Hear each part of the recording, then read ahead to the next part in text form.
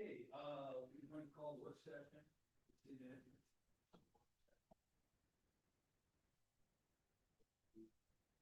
Discussion about the continued discussion in regards to the Carnegie Library's proposed uses. With a couple of presentations, discussion items as it relates to the Hermiston Museum and the Hermiston Radio.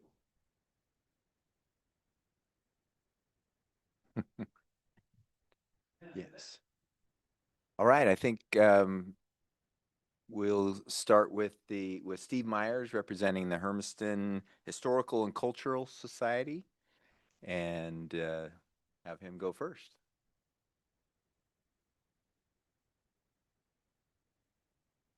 How close do I get to this? Right on it.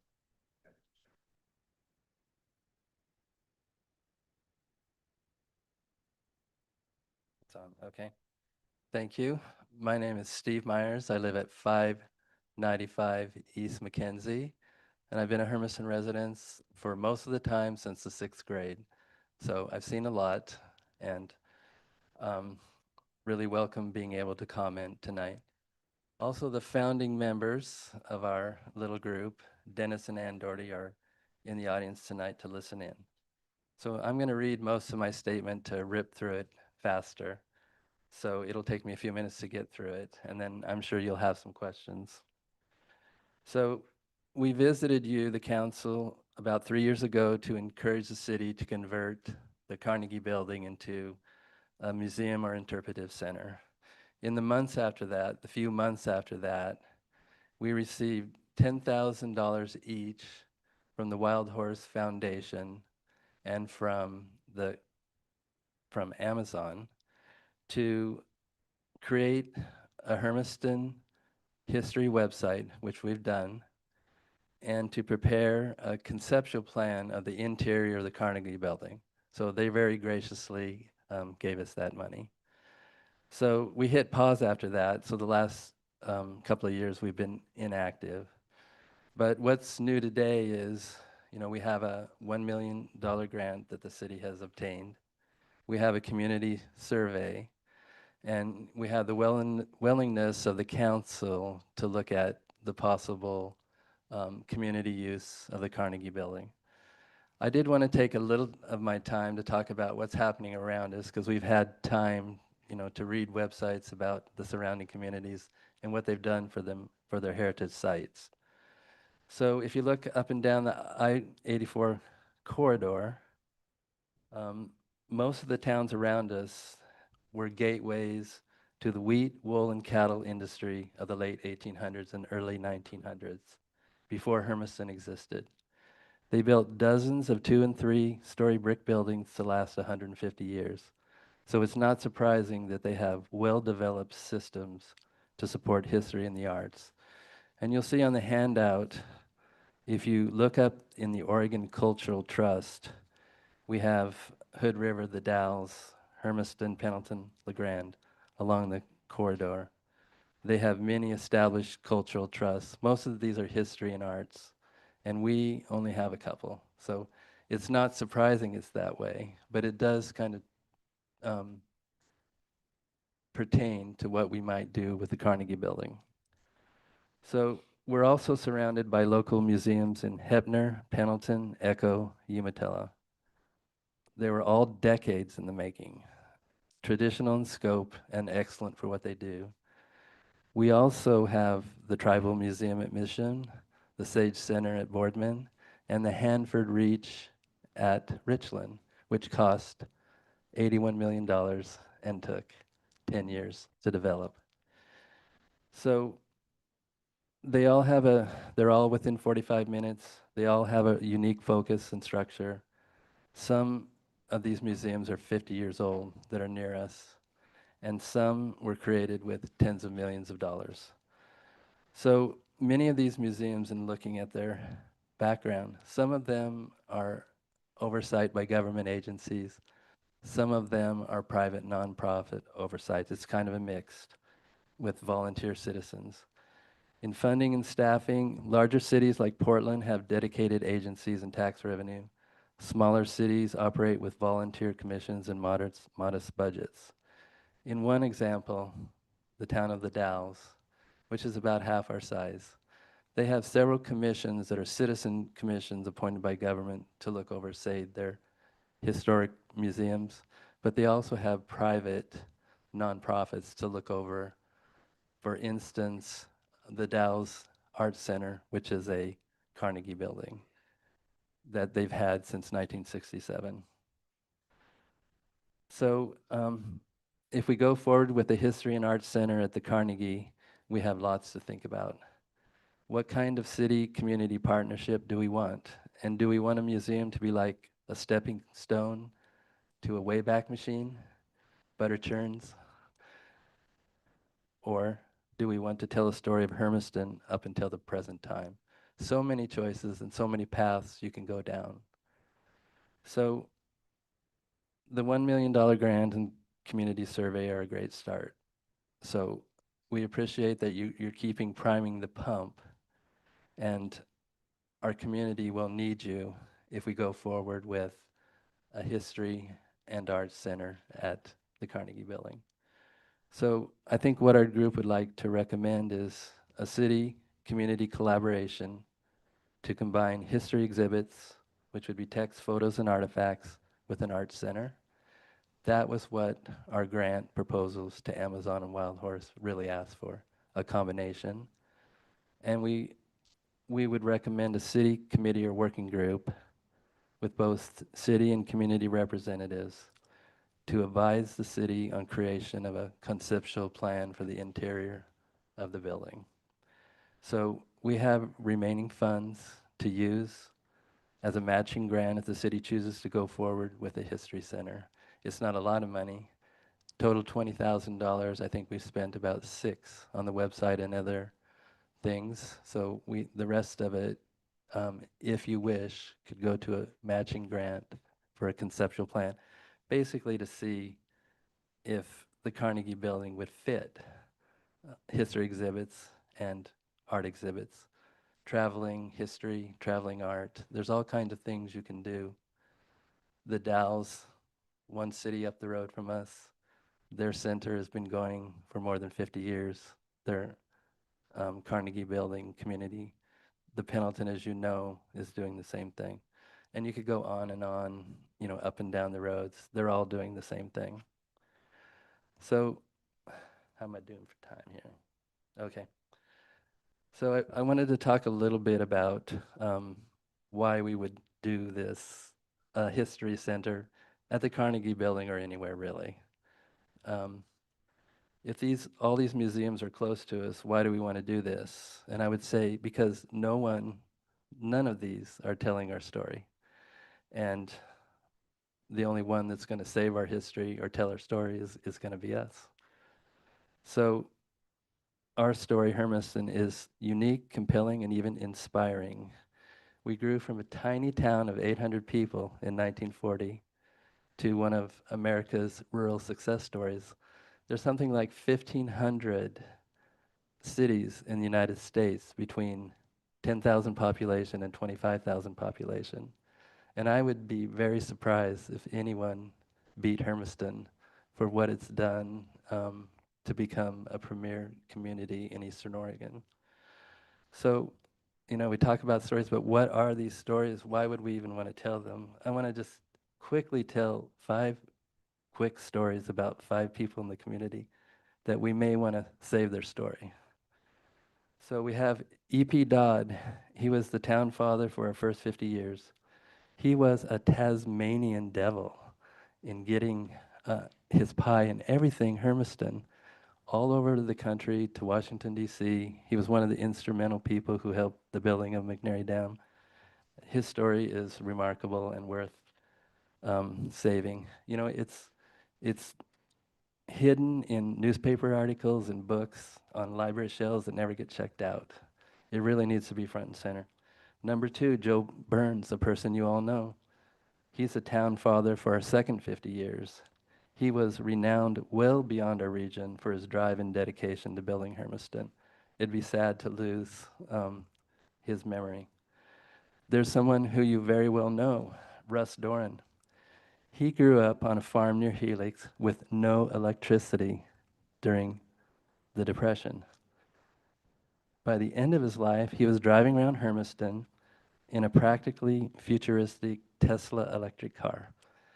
In between, for 40 years, not only did he build and lead Umatilla Electric, but in that time, he also started from scratch what is now the biggest electricity buying cooperative in the Northwest. It's based in Portland. It represents 25 electric co-ops. It started in Russ Doran's desk drawer. He also started the Oregon Trail Electric Cooperative at Baker City, which is gobbling up territory, to the east of us, including buying Idaho Powers. Russ Doran is the father of that electric co-op. He also finished off, of course, his 64 years in the electric industry with being the manager of Hermiston Energy. Another name, Doris Bounds. She's one of the most important figures in Eastern Oregon history, whose life touched banking, civic leadership, Native American cultural preservation, and national politics across 9 decades. Bill Warner of New York. Have you ever heard of him? He's the brother of Pop Warner, and Bill Warner, was a 2-time All-American lineman at Cornell. He was the head coach at Cornell, North Carolina, Oregon, and he transitioned into a legal career at tiny Hermiston, Oregon. And he spent his whole adult life being the town lawyer in Hermiston, in the early days of Hermiston. How did that happen? Hint, he married a girl from Pendleton, Oregon. So also Bill Warner, he is, let me back up, the National College Football Hall of Fame. There are approximately 6 million people who played college football and were eligible for the National College Hall of Fame, but they only picked about 1,000. One of those 1,000 in the National College Football Hall of Fame is Bill Warner of Hermiston. So this is another story that shouldn't be forgotten. There's many stories of companies. Lamb Weston, is founded in Umatilla County. It's now, one of the worldwide leaders of frozen potato products, and it has a huge impact on Hermiston. So those are just some of the reasons why we should savor history at the Carnegie Building or somewhere else, and why hopefully the City Council and City will keep priming the pump to make this happen. So, questions?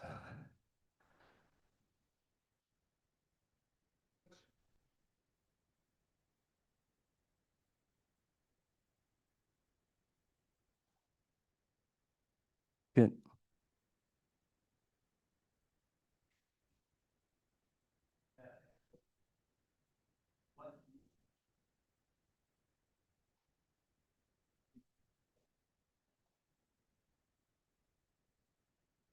Well, among our very small group, we would give you different answers.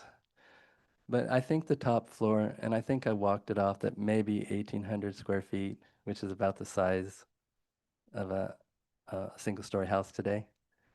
I do think it could fit history exhibits and art exhibits, traveling art exhibits, traveling history exhibits, if it was arranged in a way that everything can be moved. There's ways that you can have portable walls, etc. And I wouldn't attach exhibits permanently to a wall. I do it in a way that they could be moved around. But so the top floor, both history and art combining together, and how that would happen. Our group doesn't claim, to know the arts community of Hermiston, and wouldn't presume to say, how they should design their portion of the interior of that. The ground floor, I don't have a good answer for that. It's extra space. I don't know if it can be remodeled into something more modern, probably, but I'm just thinking about the top floor, the 1,800 square feet each, or what it is, whatever it is. That was a couple of years ago, and I tried to walk it off outside to try to figure out how big the ground floor was.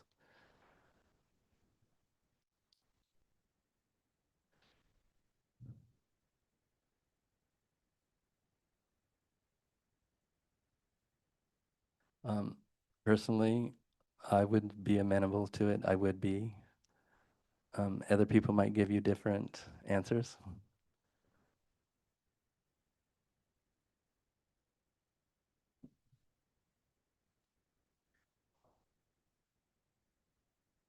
Yes.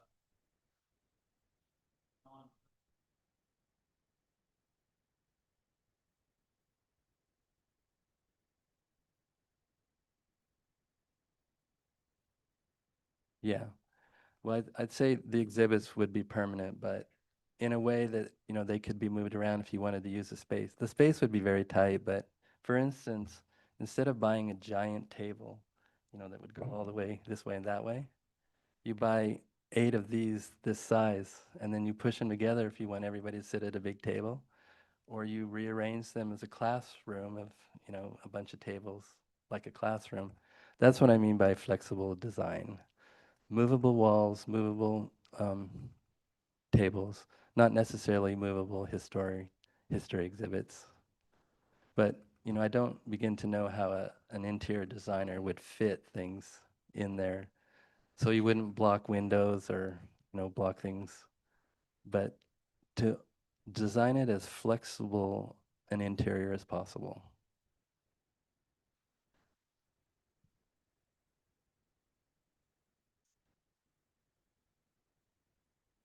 Upstairs would accommodate that at present? Um, would accommodate history and art. Yeah, what you got in mind or how, you're gonna arrange it? I think it would. Again, professionals might say it wouldn't, but I think it would accommodate both. And let's say 10 years, 15 years down the road, somebody wants to build a big museum in Hermiston. Then you move out the museum stuff. Or somebody wants to build an arts center, you move out the art stuff. So that's again what I mean about flexible. I wouldn't attach history exhibits, to the structure. I would make them, permanent, but able to move if you had to move them.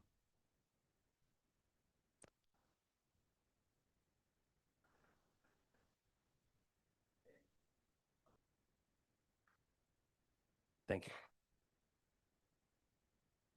Thank you.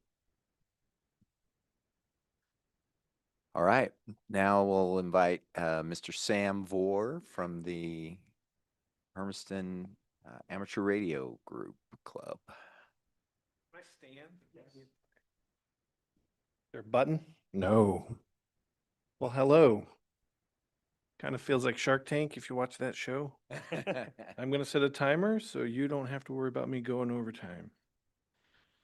Fantastic. Well, good evening. My name is Sam Vore, 620 Northeast 3rd Street, Hermiston, Oregon. I've been a Hermiston resident for 15 years and am the current president of the Hermiston Amateur Radio Club. This is my 4th year serving in that role, 5th year being involved in amateur radio.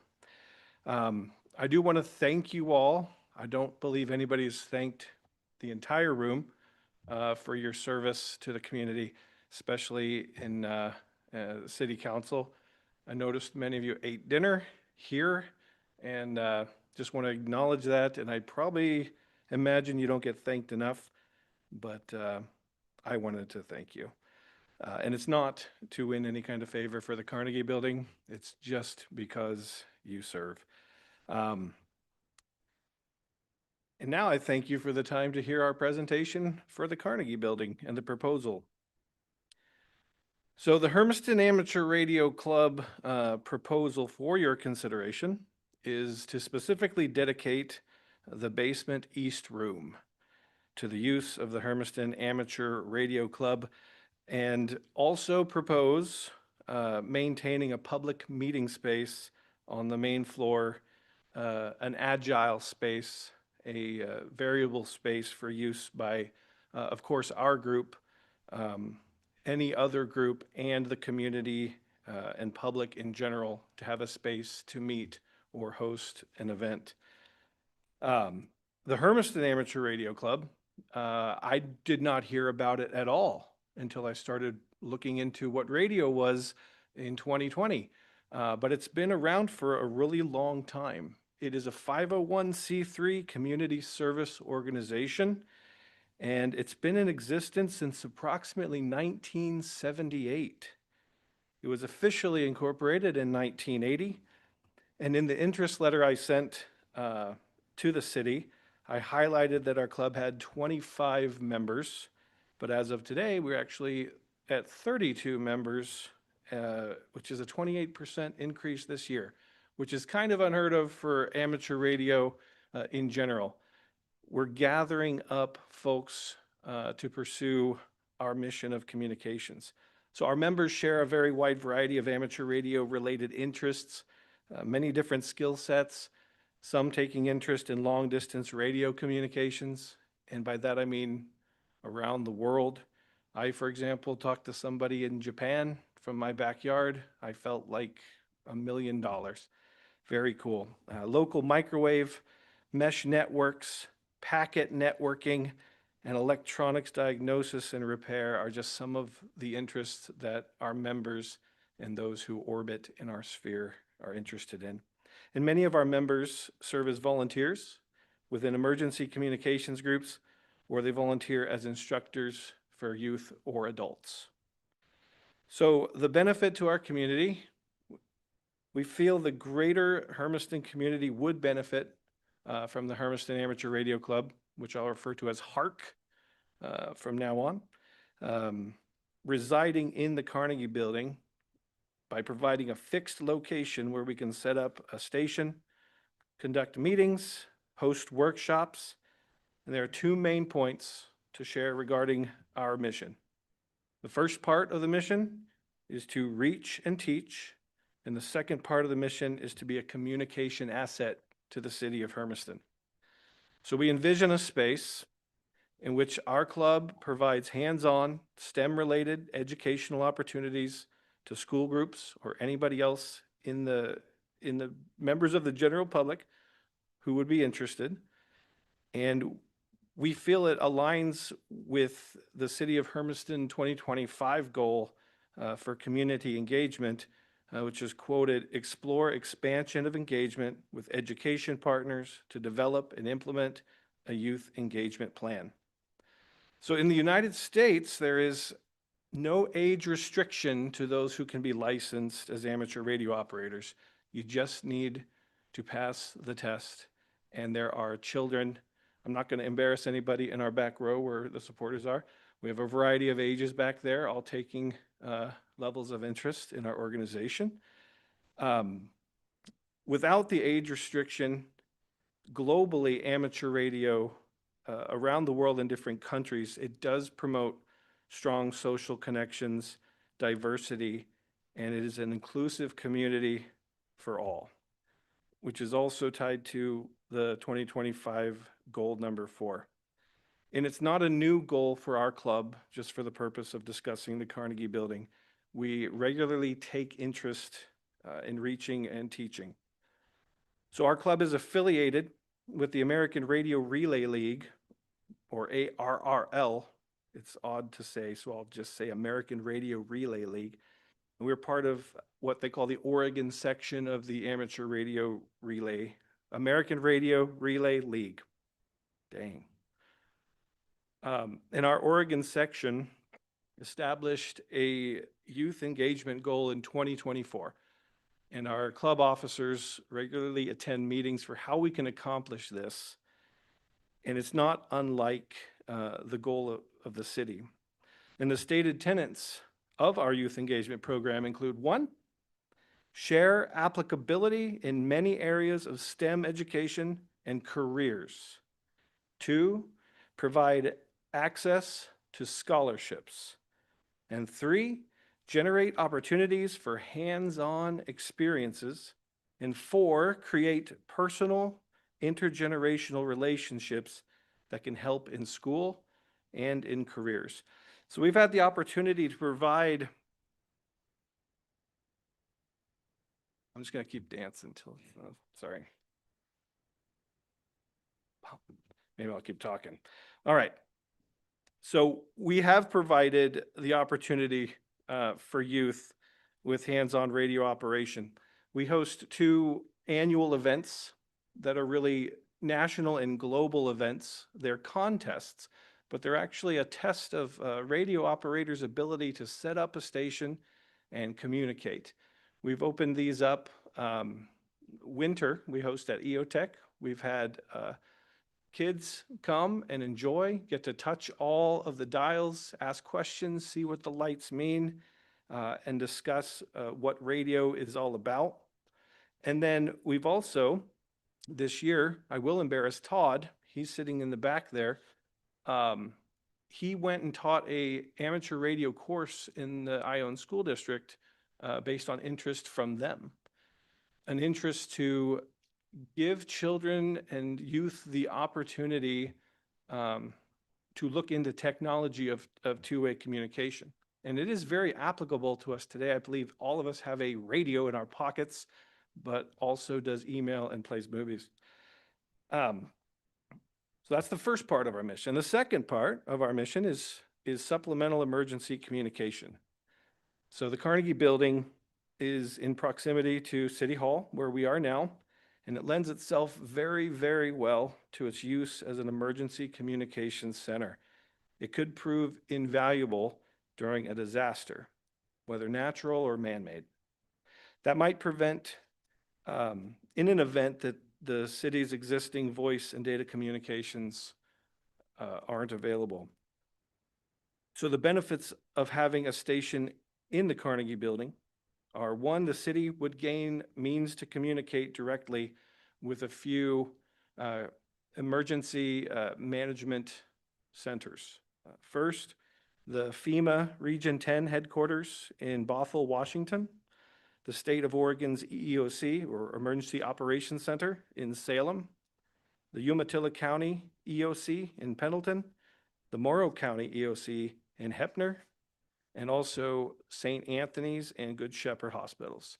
We have projects underway to bring in citizen amateur radio as a backup as part of emergency planning in the state of Oregon, and other government agencies that we could help shore up. So currently the EOC in Pendleton, for a demonstration of how we occupy that at that amateur radio station, we have a group called the Amateur Radio Emergency Service, or ARES. It activates, we have somebody in there weekly for a meeting and a test. We also activate when there's severe weather. We gather up information through all of the radio operators available to give real-time data to the National Weather Service. So that's an example of how we use an EOC. Locally, in our area, amateur radios was used to assist people during the flooding, the search for a missing woman, and the Skywarn is what we call those activations where we report severe weather events. So a notable national highlight of the value of having civilian communications as part of an emergency operations plan would be the result of Hurricane Helene? I'm going to call it Helene, in 2024. It became an actual critical piece of communications infrastructure in certain areas where there was no other way to reach people. So we believe it would be a benefit. So as a service organization, we raise our own funds, we maintain insurance, and therefore this proposal requires no anticipated expenditure by the city of Hermiston. All of our equipment, antennas, materials used for our education programs, will be funded from within our organization or through grants. Youth education opportunities and communication services are free to the public and the city of Hermiston. We would seek partnership specifically for the basement east room for any upgrades that we might assist in providing, and of course, discussion about where we would stick an antenna. That would not interfere with any part of the historic Carnegie building.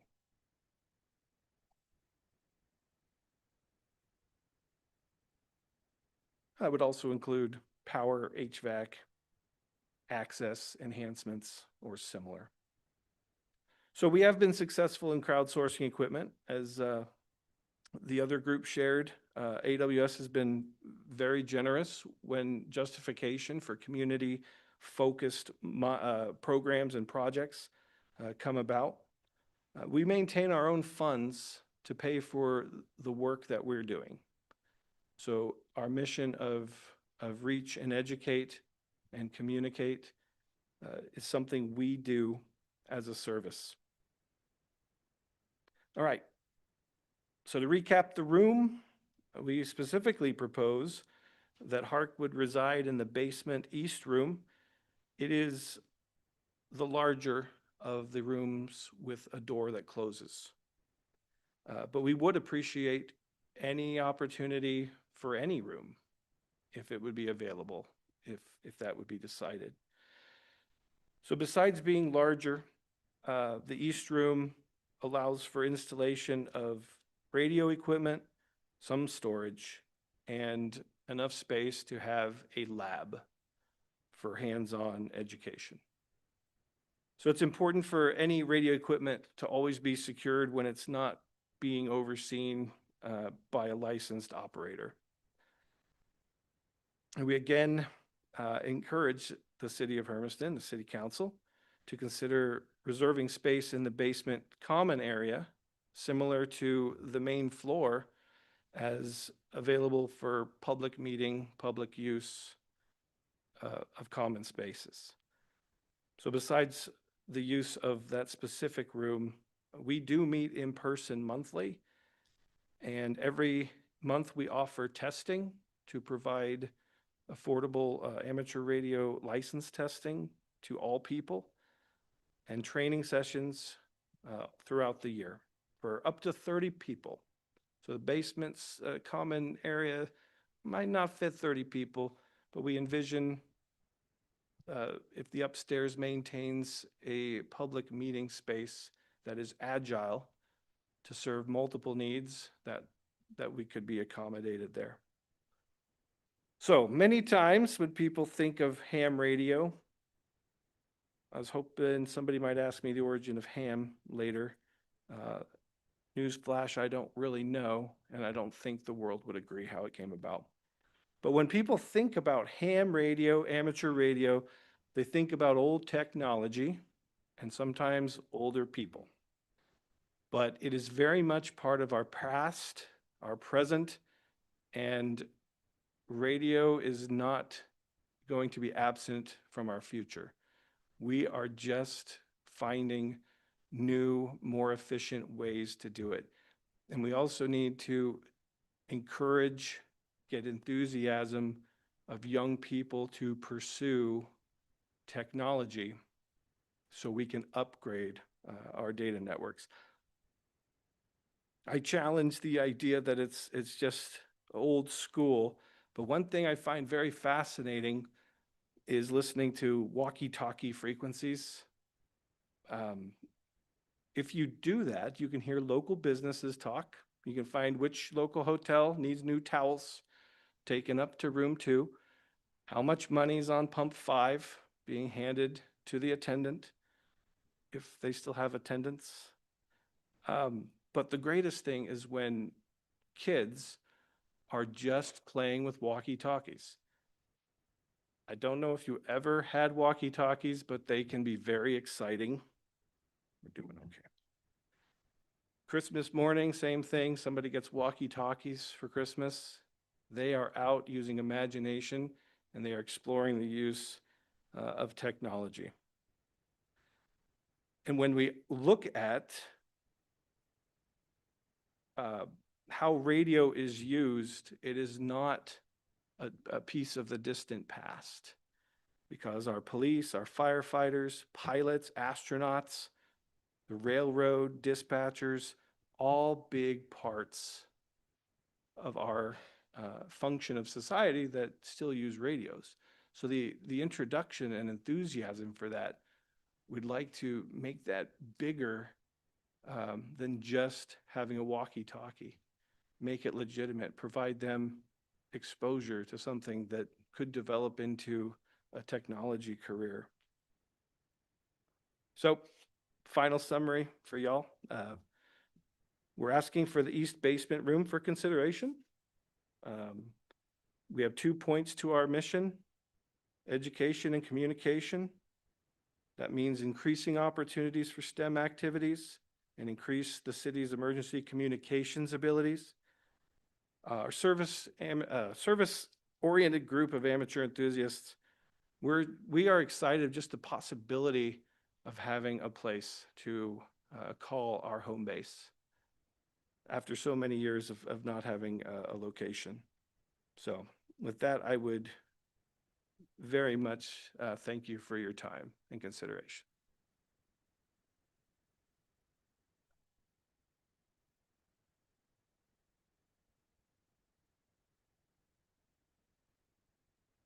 Thank you, Mayor. I appreciate the presentation. Walkie-talkie was really big too when text messaging was coming out. In Mexico, one of the features that there would be the walkie-talkie feature on your cell phone. And so that was actually frequently used in like Latin American countries for people who opt to use walkie-talkie instead of just texting for a bit.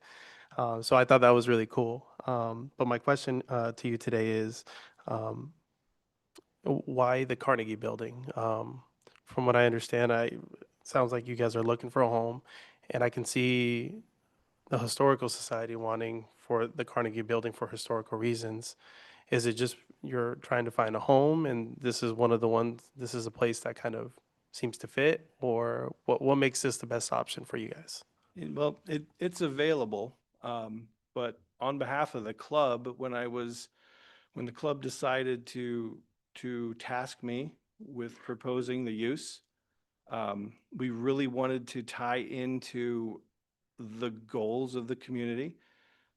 We encouraged everybody to participate in the survey, because I feel that the more voices we have, the better, to find out what we want to do and where we go. But when we discussed it as a group, yes, primarily it became an opportunity for us to have a place. We moved from meeting place to meeting place. We have gear set up in, storage in various, personal homes. Some of it, the county may have some, we might have some of the county's equipment, things like that. But also expanding what we are able to do. So right now, the first step to performing any function is, where do we do it? Instead of, oh, we already have that, come and see that. If we are to offer communication services, we have to go find a place and set that up, and it has no shelter to do so. So it very much is an open invitation from the city to take surveys, say, how should we use this? And the club said, you know what, we would really like to have a place to be. So we would love to put our proposal into the ring for consideration. Thank you for your answer. We certainly want to, at least my personal opinion, want to help you guys find a home, and whether it's the Carnegie Building or elsewhere, much like Heroes, when they came to us wanting to look for a complex, an area of land, so that way they can build a complex and attract other people. They looked in various different places. Actually, was it Heroes? I should just back up and say that it wasn't Heroes. It was pickleball. Thank you. So it was much like pickleball. And so like I said, regardless if it's here or elsewhere, we definitely want to help you guys find a place because I think it's very valuable what you provide, and it's great that you guys are having even more and more people join your club. I think it's uh, a great cause, and it sounds really cool, especially talking to Councilman Kelso about the things that you guys have done up at EOTech, because I think that's one of the places that you guys have been at. So I think it's really cool and valuable, the work that you guys do. Can I make one comment about the basement? We deliberately did not propose anything upstairs because of the glass, the windows, the natural light. Downstairs would be very difficult for broader access for folks. That's not a problem for our group as far as our purpose, but yeah, thank you for the opportunity to answer that question. Does the building or the location within the city, or for the Carnegie Building, signal-wise or equipment-wise, assist in your vision for where you want the amateur radio club to go? No, we specifically feel like its proximity to the heart of the city would be a benefit, but not specifically about antennas or equipment. Like antennas, you do the best with where you are. The best place would be on top of the butte, but that's not up for proposal. So, yeah, we'd take a 2-level apartment with an elevator and a 100-foot antenna up there, but it does kind of it doesn't make a bearing on where to bloom where you're planted. In that regard, did I answer your question? Yeah. Okay. Thank you. All right.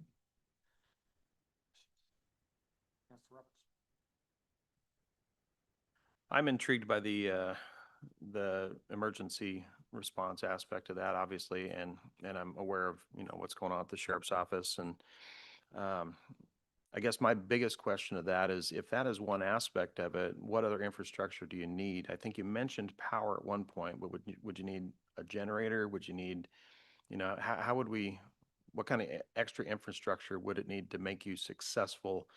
I guess in all of your vision and what you want to accomplish. So specifically building out a station, we start from the bare minimum, would be house power. So when I say power considerations for the basement room in the Carnegie Building, I'm specifically talking about how many circuits are there now. So if we go to an outlet and we need to draw 20 amps from that outlet, is it competing with some other system or even lighting that's down there? Backup power is always a really interesting consideration. The first step, usually we're fairly agile and flexible as well. We can use batteries that are charged, up to a certain point before relying on a generator or solar. So backup power, if we were in the Carnegie Building, if the building needed a backup power system or a UPS of some kind, which I can't imagine it would certainly serve in that regard if we established a communications center and were able to go full forward with it.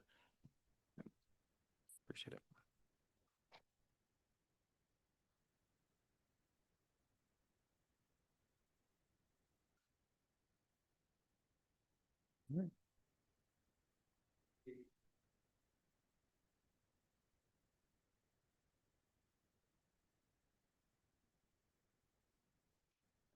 Thank you.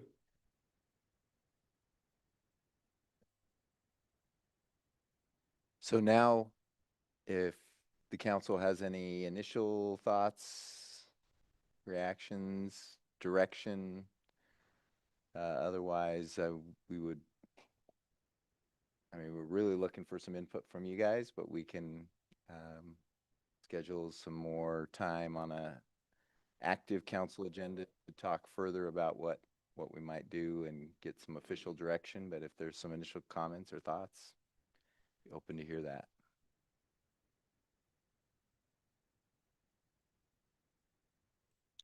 Thank you, Mr. Smith. And I really appreciate all of the presenters. I think you guys have brought some great ideas to the table. I am very excited about the possibility of having the ham radio folks be part of it.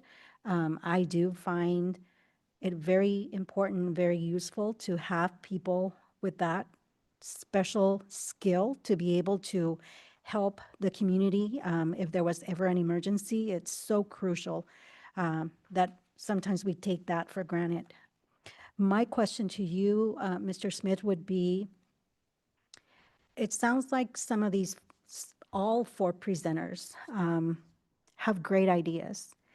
Is it possible for them to be able to meet, like the members of the folks that presented to meet, so that maybe they can come up with a cohesive plan where maybe each entity is represented to be able to, I don't know, come up with a holistic idea? I mean, that's definitely something that could happen. I mean, you could ask them to do that on their own, or you could ask us to facilitate that as staff, or, I mean, any direction. I mean, unfortunately, I mean, it is a limited amount of space. I mean, Mr. Myers was real close. It's about 2,200 square feet on the upper floor and about 800 on the lower floor. And so it's not a lot, but you know, there could be some collaboration until other space comes available for different groups. But I mean, however if you'd like us to do that, we can definitely do that. I think that we need to facilitate that. Okay.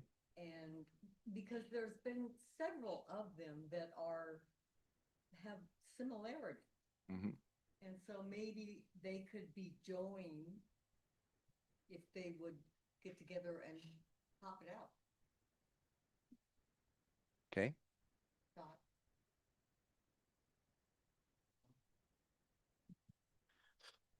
Well, my thought about this is we've had presenters come here, all of them representing their party, and I think it's up for the council to make that decision. And so, um, I would love to have everybody kind of have a hand in it, but I think that would just kind of take away from what the whole thing is supposed to be. I think if everyone got a slice, which would be great, it's a limited amount of space. So I just don't think it's doable. And that's what I think. And so my pitch, it's a historic building.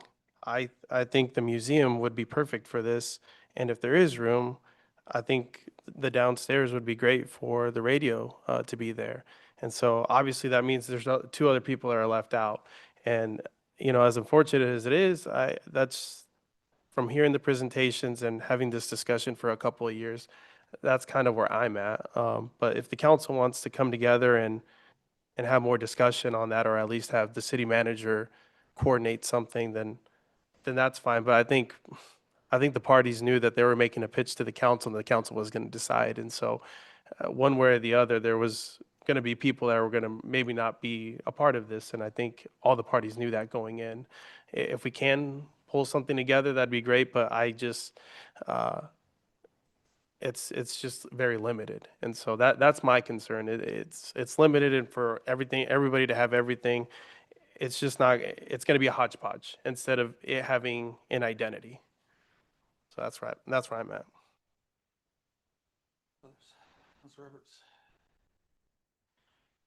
I think I'm on the same page with Councilor Barone in that we need to preserve the historic nature of the building. I think that, in my mind, is maybe the first priority with any project that goes in there. And certainly the museum idea, you know, is right top center with that goal. I'm not opposed to the radio club sharing that space if there's enough room. My concern there would be something like power, and are we going to have competing interests when it comes to, you know, the usage and stuff. And so to that front, I almost would like to have some time to chew on it myself to see if any other thoughts come to mind rather than making a decision right here. But if those clubs want to reach out to the city staff and talk about some of those needs that they're going to have so that we can see if the building actually will facilitate what it is that they're trying to accomplish, specifically in terms of just the infrastructure it has. It's an aged building, it's old.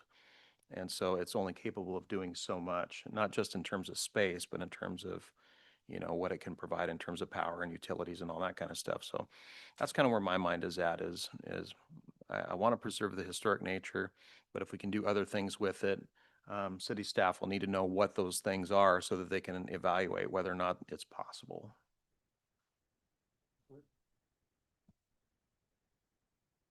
I just want to thank everyone for coming in and for doing their presentations. They were all very good, very professional. And I'm in agreement with Councilor Roy and Councilor Roberts on what they had said, and also that I feel we need more time to be able to discuss it. Maybe it can be put on another agenda and we can have a chance to be able to discuss it a little bit more. And it also will give us a chance to go over our notes and think on it a little bit more and be able to come up with some direction at a later date. Thank you. Yeah, I was going to say that I agree very largely with the way Councilor Barone put the presentation. I think based on the input that we got, that there probably could be an understanding between those two groups, between the museum and the amateur radio club.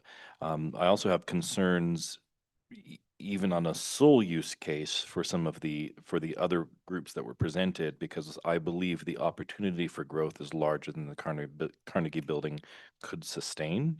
And so I would like to see those organizations continue to be supported. I don't think the Carnegie Building is the right location for them based on purely the volume of activity.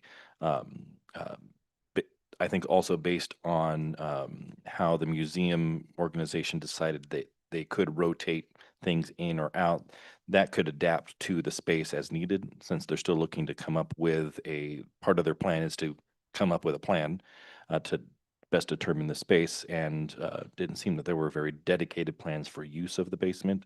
I think the two could work together. I also think as organizations, as the Amateur Radio Club put it together, HAM is part of preserving the history of the community and helping us to preserve our history as we move forward. So that's the direction I would like to lean into. I do think there's probably some work to see what could be done. So I think some level of additional city conversation or multi-organization conversation needs to take place to make that happen.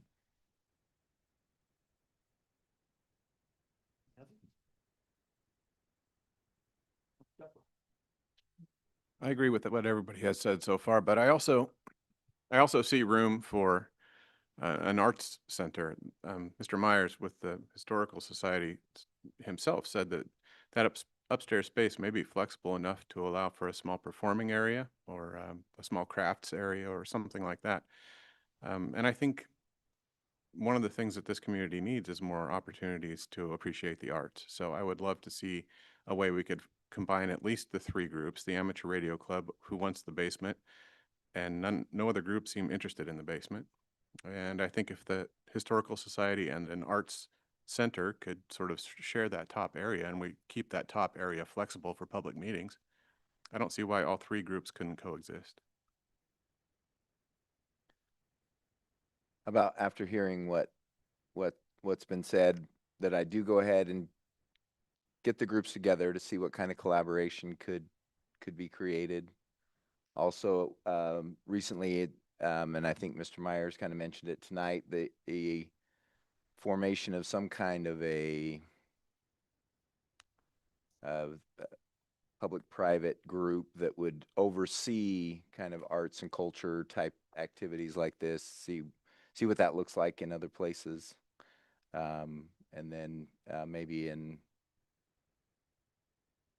maybe after the second meeting in June or something like that, we come back having had some conversations, some additional information. You guys have had a chance to think on your ideas, and then we have another conversation with hopefully kind of gaining some direction at that point. Does that sound workable? All right. Thank you. That's it. adjourn work session and reconvene in 5 minutes.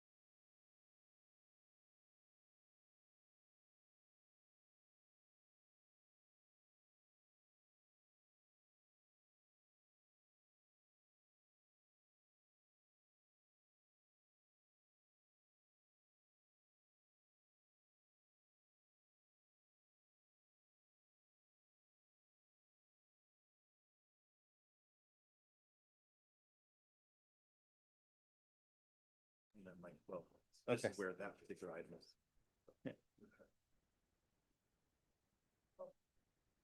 All right, I'm going to call the Monday, May 11th edition of the Hermiston City Council and Urban Renewal Agency to order with a declaration of a quorum, all members present. Would everybody please rise and join me in the flag salute?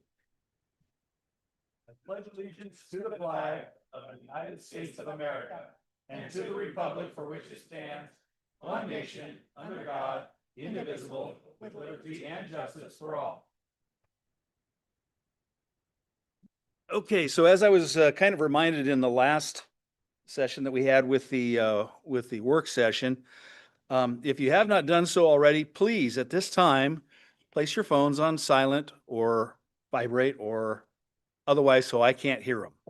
Otherwise, you will be called out of order and I will glare at you harshly. Among other things. Okay. Do we have any changes to the agenda, Mr. Smith? Okay. First, we're going to start off with a proclamation for National Police Week. As most people know, it's something that's near and dear to my heart. I and Councilor Roberts have been in law enforcement and for some time in this area, and so the recognition of the work that those that are serving are citizens of both the city and the region needs to be recognized, and as such, I'm going to read the proclamation out. And this is a proclamation for National Police Week, May 11 through 17, 2026. To recognize National Police Week 2026 and to honor those currently serving, those retired from service, and the service and sacrifice of law enforcement officers killed in the line of duty while protecting our community and safeguarding our democracy. Whereas there are approximately 900,000 law enforcement officers serving in communities across the United States, including the 38 sworn and 9 non-sworn members of the Hermiston Police Department. Whereas on average, 55,000 assaults against law enforcement officers are reported each year, resulting in 15,000 injuries. Whereas since the first recorded death in 1786, just over 25,000 law enforcement officers in the United States have made the ultimate sacrifice and have been killed in the line of duty, including one member of the Hermiston Police Department, Ronald G. Kilby, end of watch Thursday, October 8th, 1959. And whereas the names of these dedicated public service are engraved on the walls of the National Law Enforcement Officers Memorial in Washington, D.C., and the new Ronald G. Kilby Training Room at the Hermiston Police Department has been dedicated to memorialize the importance of quality training to keep up with societal changes. Whereas 111 new names of fallen heroes from 2025 will be added to the National Law Enforcement Memorial. Now, therefore, be it resolved, the City of Hermiston formally dedicates May 11th through 17th, 2026 as National Police Week and publicly salutes the service of law enforcement officers in our community and all communities across the nation. Signed this 11th day of May, 2026, Doug Primer, Mayor. And please excuse me while I sign this right now.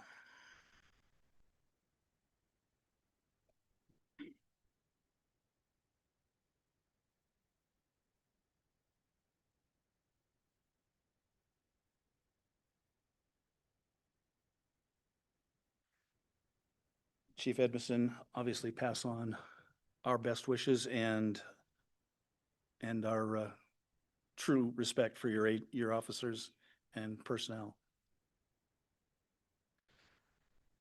Okay, we're at that portion, the first portion of our agenda that allows for citizen input. And this is for citizen input on non-agenda items. So if any of you folks are here for the public hearing in regards to Airport Road, that comes later. So anyone wishing to bring anything before the council that is not on the agenda is asked to please do the following. 1, limit your comments to not more than 5 minutes. 2, state your name and place of residence.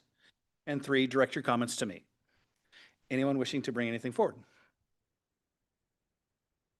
Seeing none. Moving right along. Consent agenda. Consent agenda items A, B, C, and D.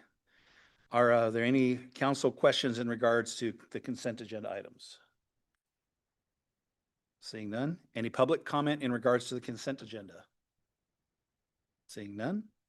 Council comments? Are there any items we need to remove? Seeing none. Can I get a motion to approve consent agenda items A through D? So moved. Second. Been moved by Councilor McCarthy, seconded by Councilor Hayward. Roll call. Yes. Yes. Yes. Yes. Yes. Yes. Yes. Yes. Motion passes unanimously.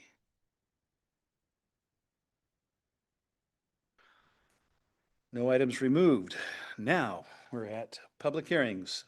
Public hearing regarding the possible renaming of East Airport Road to East Veterans Avenue.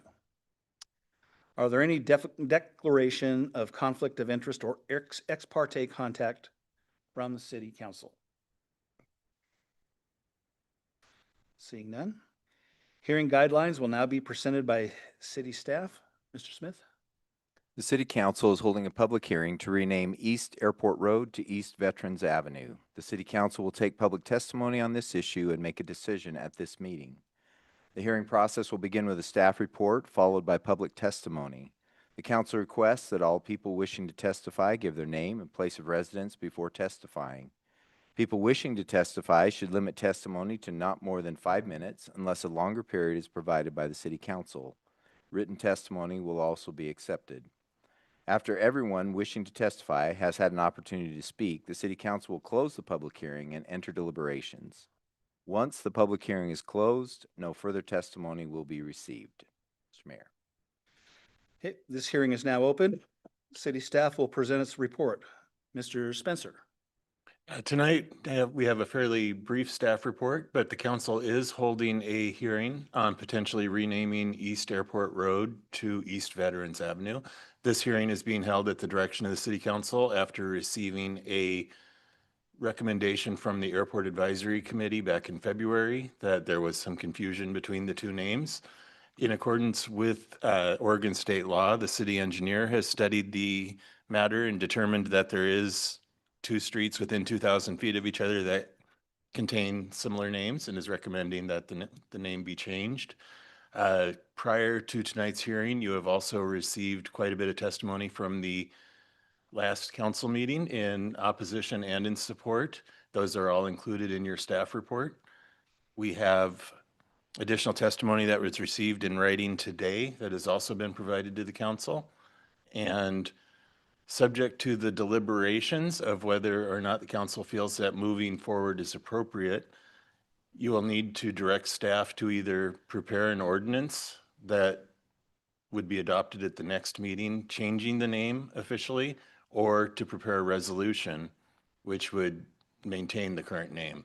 Once the issue is brought up, the council has to do one of those 2 things. Okay. So public testimony. People wishing to speak are asked to state their name and mailing address and limit testimony to 5 minutes. Generally, we do this, we're just gonna. This is, yeah, since it's not a kind of a land use decision, it's just all of the Okay. testimony. So anybody wishing to bring anything, please step up to the microphone at this time.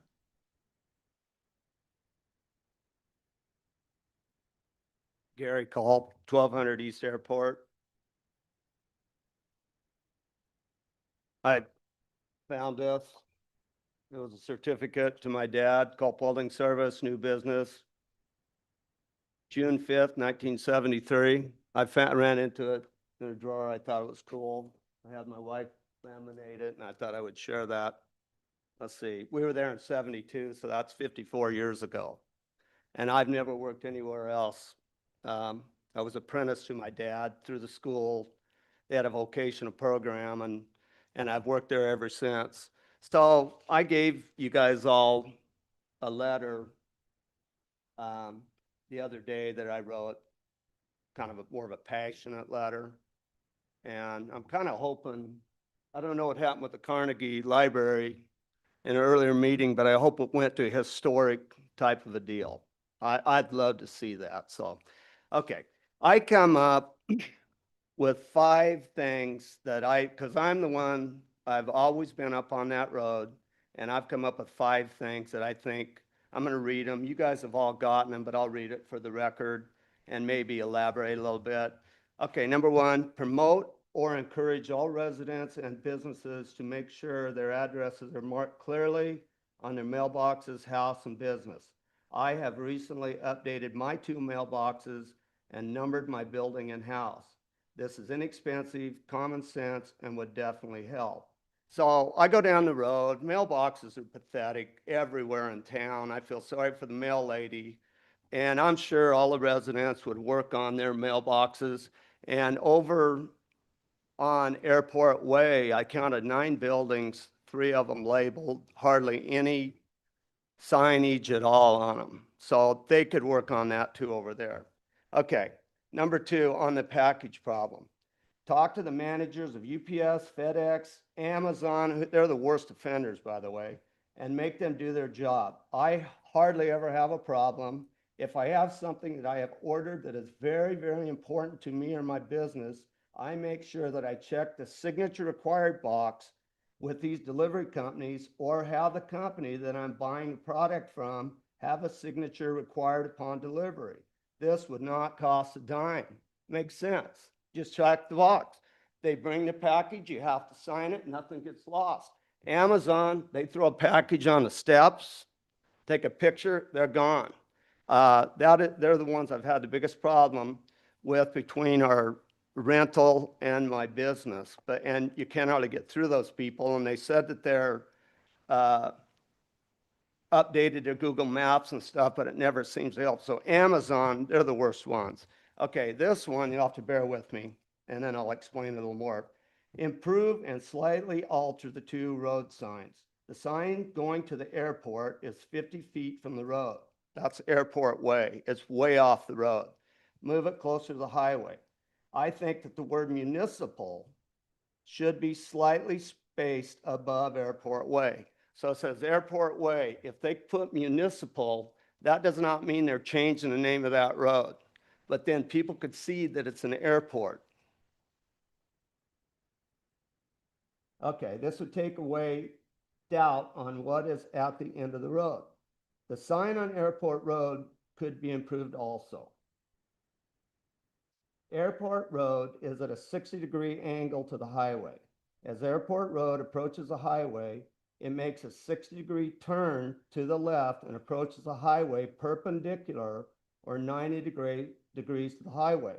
Unfortunately, though, the sign is set at a 45-degree angle to the highway and not 90 degrees. This makes the sign easy to read going north, coming from Stanfield, but difficult to read going south.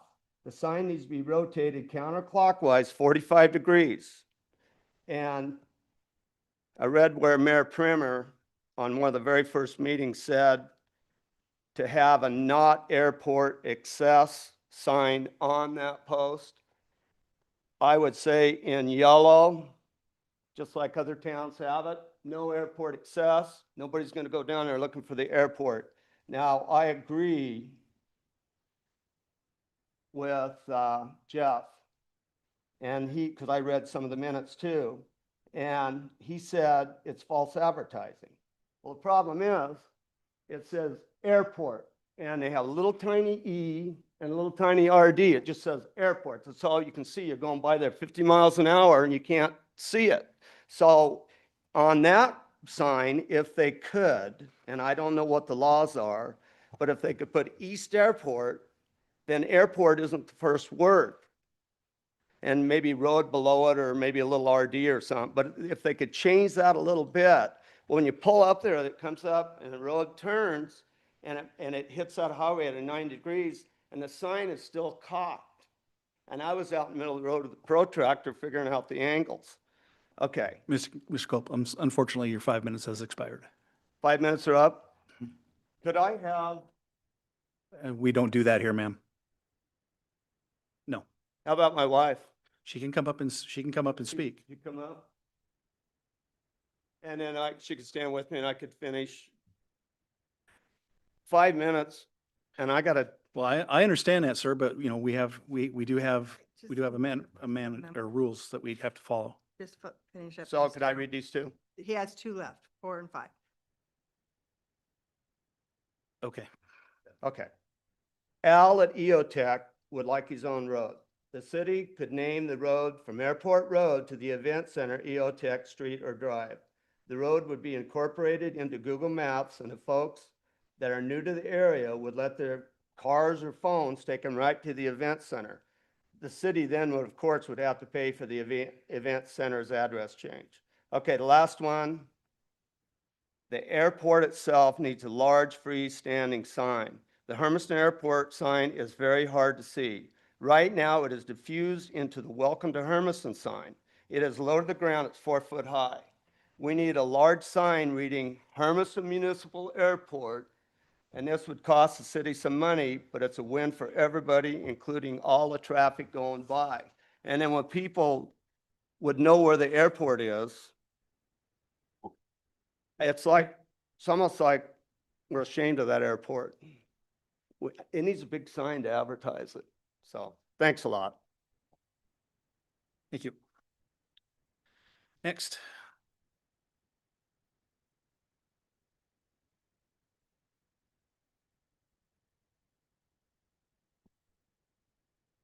Good evening. My name is Cruz Correa.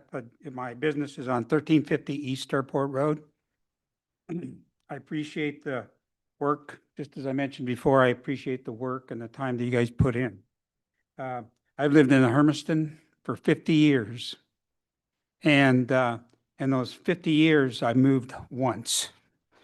And that was from 11th Street over to Highland area. And after I moved, I'd come home tired from work and stuff, and it took me about 2 months to quit showing up at somebody else's apartment. I hate change, okay? I get accustomed to something, and I don't like to see it changed. And I think this change it doesn't feel good to me, I think I kind of agree with Gary. Signage is a problem to this whole deal. Doesn't matter which direction you're coming from, you really can't tell where Airport Way is. If you're heading out of town, you've got to climb the hill, and there you see a sign that has a picture of an airplane with the arrow pointing that way. If you're coming from Stanfield heading into town, you cannot even see the Airport Way sign because, one, you're distracted by that beautiful Welcome to Hermiston sign, which I think is just the best thing that they've done, but it blocks you can't see it. You can't see Airport Way. And once you even get close to it, that big telephone pole, that big power pole blocks the vision to that sign until you're right on it. And I think that's an accident waiting to happen.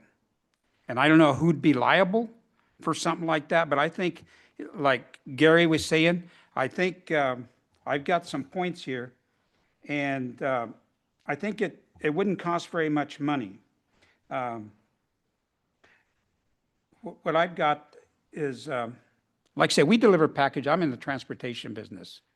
Hermiston is little streets compared to downtown LA. We can't afford to deliver a package to the wrong area. A lot of the times when we do, it's because somebody along the way decided to change a name of a road. So it hasn't made it to Google yet, but yet we're looking at GPSs and stuff like that, still looking for the old address. And there's been a name change. So I think that's going to throw confusion into the deal. I don't think that's going to eliminate part of the problem that you're facing. Airport airport sign is posted, like Gary said, is posted too far in from the road. It needs to be further out towards the road, a little bit bigger sign. And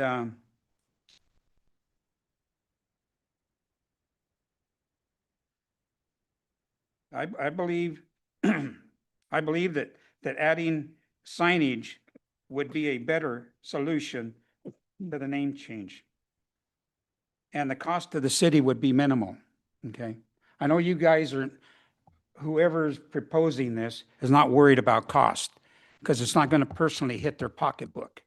But let me tell you, if you had a business out there, if you had a transportation business like me, you know, I've got invoices, I got bank accounts, I got different things, checking account, all these things, statements, invoices, bills of lading that I got to have by law with physical address. My insurance company requires me to state a physical address where equipment is garaged. All that is required by law. That's going to be a cost to me. I can see it into the thousands. I've been there since 1996. I've got thousands and thousands of business associates that I deal with throughout the United States. And I got to get a hold of all of them. You know, and there's not only just city, county, state, there's federal agencies, you know, that I have to let them know that there's been a change.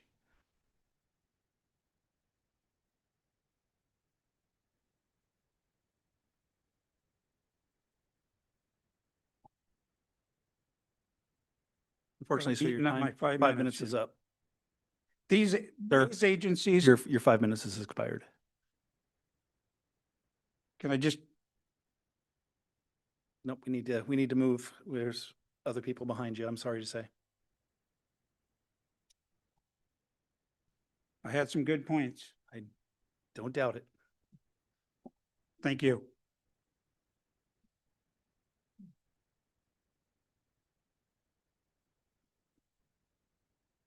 Craig Hansen, 2505 Airport. I kind of have a unique, a lot of different things going on. I have a lot of real estate contracts that I have an escrow company set up. They take late fees, all that stuff. That comes back to the address every month. How much they paid, when they paid. I have several of those. All those will individually have to be redone. All my deeds will have to be re-recorded.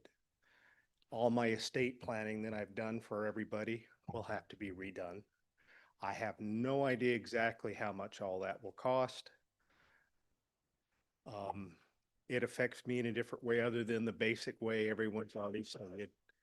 But if it does go through, I need a certified letter of some kind because I just can't go down to the county recorder says, hey, I want to change the address. I have to have a letter from you folks saying, we've changed it, this is what it is, so I can take it and get all that re-recorded and my estate planning done and everything that I've worked on for about the past 10 years being a landlord and selling everything and carrying the contract. So it affected me in a different way than probably a lot of other people. So if it does go through, I need your backup with a letter as soon as you can get it to me.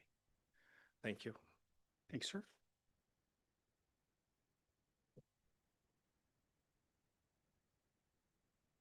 Hello, I'm Susan Jones. I live on Johns Avenue in Hermiston, Oregon, and I'm going to finish reading that gentleman's statement for him and use my 5 minutes for that. I think the right thing to do is very simple.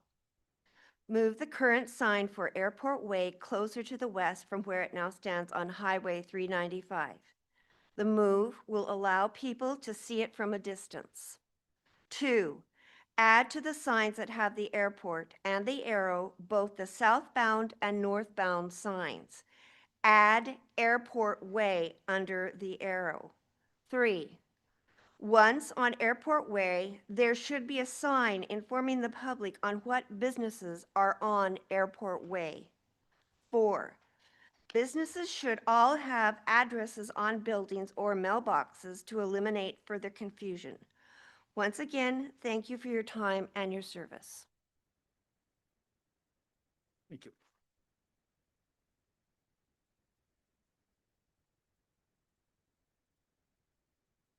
Hi, my name is Jody Oswald. I live at 1600 East Airport Road for the last 28 years.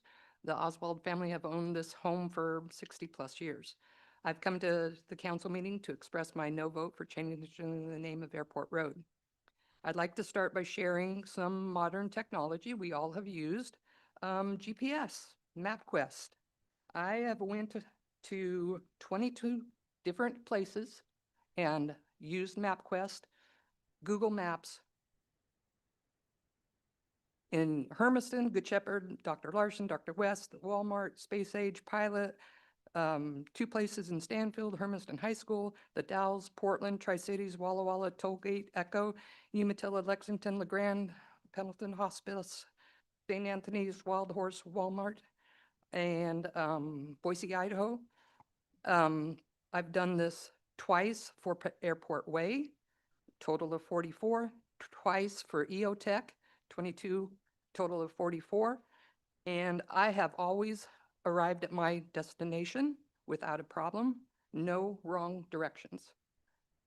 And not once in the 28 years that I've been living at East Airport Road have I had anybody show up at my doorstep with luggage to catch their flight or look for their gate numbers. I've heard it say about the Amazon deliveries. It has been an issue. I've always just taken them over and dropped them off on my way to work, no problems. But I had started paying attention, and when UPS or Amazon would come, I would go out and meet them. I would tell them that it wasn't my address. They would always say, well, this is where the PIN sent me. And I'm like, this is not where it's supposed to go. And they said, oh, we'll move the PIN. I have not received any packages for the airport in the last 3 to 4 months. I did receive one through UPS, through my mailbox from the post office, which I just ran over. But I also want to point out that packages being at different places just isn't in our neighborhood. You can go on Facebook daily and see where people are looking for their packages.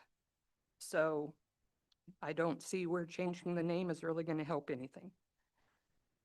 And then another issue was stated last time that horse trailers were going into the airport. Once again, GPS will take you.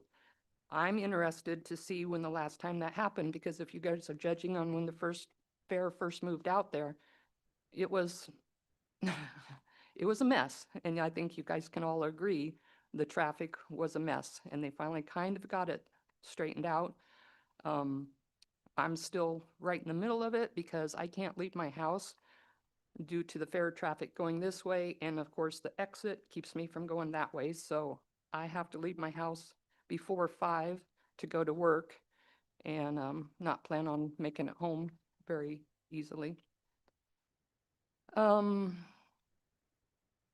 If the name does change, I would suggest that maybe the city will pay for the businesses that have to go through and change all their invoices and all their billings and everything that they have to do for their business, that the city should pay for that, because it's not our fault that you guys are choosing to do this.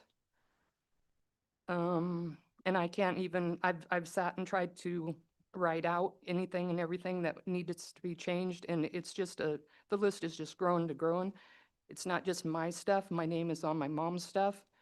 And there's no end to it. It just, every time you think of one thing, you think of another, and it's like, oh, and then I'll have to do this, and I'll have to let them know, and I'll have to change that, and my mortgage, and my name is on my mom's stuff, so not only would I have to change what's coming into my house, but I would have to go through what my name is on her stuff to get it changed also, and it's just gonna be a headache. So because of all this, I'm asking that you vote to leave Airport Road named Airport Road. Thank you. Thank you, Jody. Next.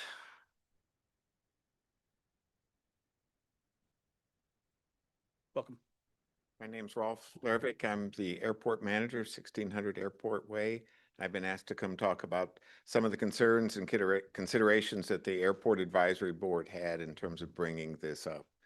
I have to start with several years ago, we didn't have a lot of issues of packages coming to the wrong place or people coming to the wrong place. As the city has expanded so much, we're getting people that aren't from here. Um, Somebody earlier talked about Amazon. Those deliveries that are usually wrong are from people delivering from the Tri-Cities. They don't know the area. They come, they deliver to the wrong place. I have to say that the people on Airport Road and the people at the airport have done, I think, a great job of just trying to get packages back and forth. That's not the big issue, trying to do that. But it's a sign that people get confused, and I think it's a sign that as this community grows, we get more and more people coming from out of the area into the area. The two roads, if you're on the 395, I think it's 55 miles an hour out there.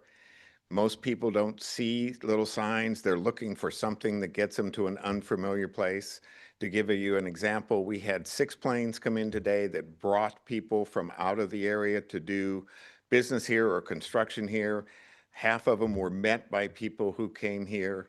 So we see more and more people using the airport because it's becoming a regional airport. So as more people come, then there can be more confusion. And when we just have Airport Road versus Airport Way, think about what times you might go to an unfamiliar place. I just happened to look quickly. If you go to Portland Airport, it's on Airport Way, Boeing Field, Airport Way, SeaTac, Airport Expressway, Spokane, Airport Drive, Moses Lake, Airport Road. People are driving, if this is the first time they've been there, whether they're coming to the airport or maybe as the event center grows, we have sporting events, we have conventions, we have the rodeo coming, we have people come in. We've had, each year there's been any sizable event, we'll have people drive into Airport Way, come to the end of the road where the terminal is, look around, trying to figure out where the facility is, end up turning around and going back. So the point is that people are becoming confused, and we're getting more people coming into the community for the first time or as visitors. They're coming in because of business opportunities, they're coming in to meet people or to travel.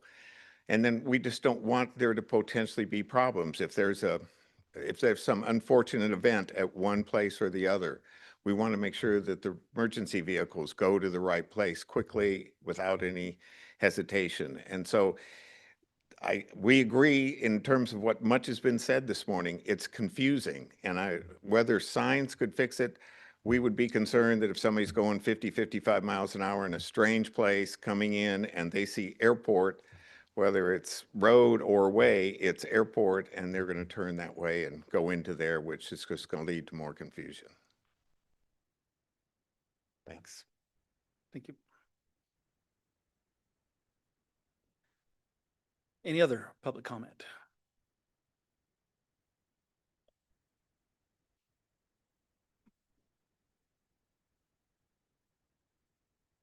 Welcome. Hi, my name is Sherry Britt, and I live at 1850 East Airport Road. I understand the city's concerns regarding public safety and the potential confusion between Airport Road and Airport Way. Public safety is important to all of us, and I appreciate the work our emergency responders do for this community. However, my family has lived on Airport Road for nearly 20 years.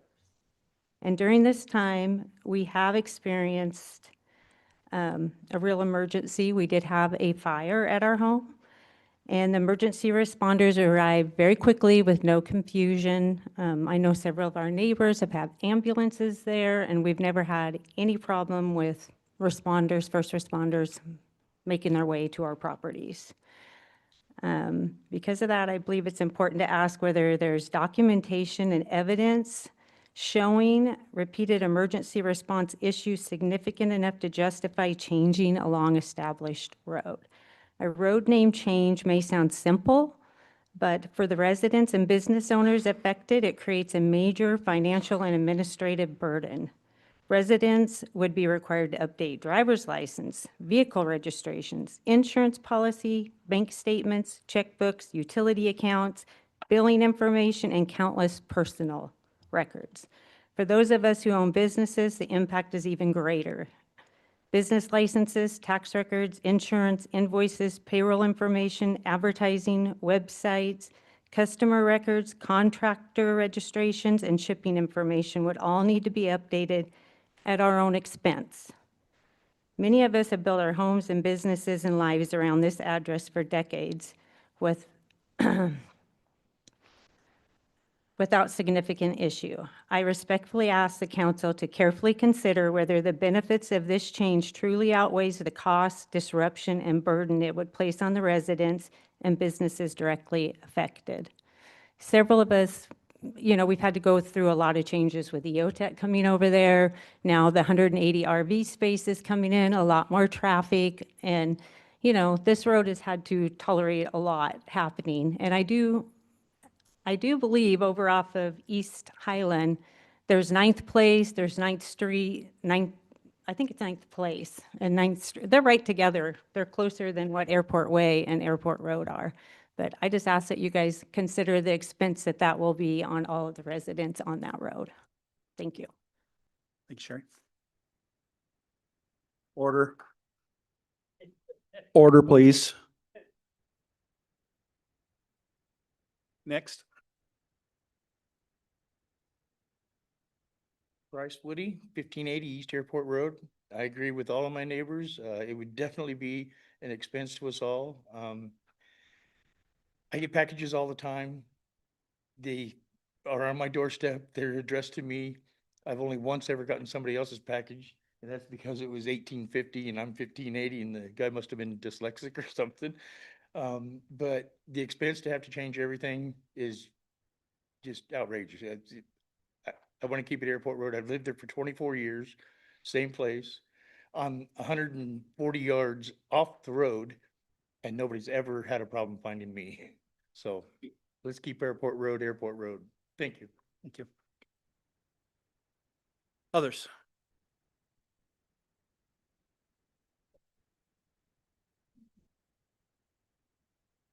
My name is Robin Lamoureux. I live at 1890 East Airport Road, Hermiston. I agree with all my neighbors, and the only suggestion I have is maybe making the airport sign bigger, brighter, maybe with lights, to let people know coming from direction that there is an airport that direction. Had no packages other than my neighbors, the Brits, but we get the same kind of stuff, so I've been tempted to keep it, but I usually run it back over to them. And that's the only address mix-up. I've been there for almost 50 years, and I agree with everybody. So to make it simpler and less expensive, I think that putting a sign by the airport would be better for everyone. Thank you. Thank you. Any others? This will just take a few seconds. I wanted to apologize for any sudden outbursts. I've developed health problems, including Tourette's. I would like to come to these meetings. If any of you have trouble with this, please approach me. I've voted for each one of you in one election or another. So yeah, like I said, if I'm a disruption, please let me know. Thank you.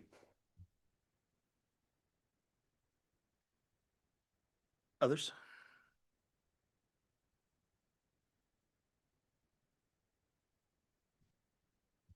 My name is Karen Jones. I live on West Highland Avenue in Hermiston. I'm here to support the residents and business owners on Airport Road. I think that it's going to place an unfair and unreasonable financial burden on those individuals.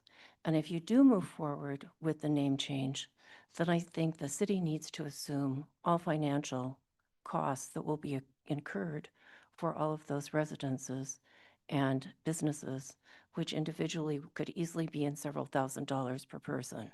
These are expenses that they would not have if there wasn't a name change.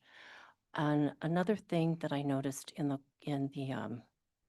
reports, that I also believe if you move forward, then the city needs to assume the responsibility for notifying all the GPS, all of MapQuest, Google Maps. There's a process that communities can follow to do this. And I know it's very time consuming and it can be very involved because it's going to be very difficult for people to locate using outdated Google and MapQuest and all of that. So the city also needs to assume responsibility for that. And once again, I do want to say that I agree with the concerns that they have raised. Also, I've driven back and forth looking at the signs multiple times in the last few days. I went out again today and looked at it. And I agree that the Welcome to Hermiston sign is really lovely, but I do believe the airport needs to have their own sign that is very clear with bigger letters so that there's no confusion. I also think the EOTech sign needs to be bigger and better also. Because it's only going to get worse for the people on that road as the development goes in. And so I just think it would be an easier solution to change the signs. So anyway, wanted to thank you for that and to encourage you all to vote no on the name change. Thank you. Thank you, ma'am. Others?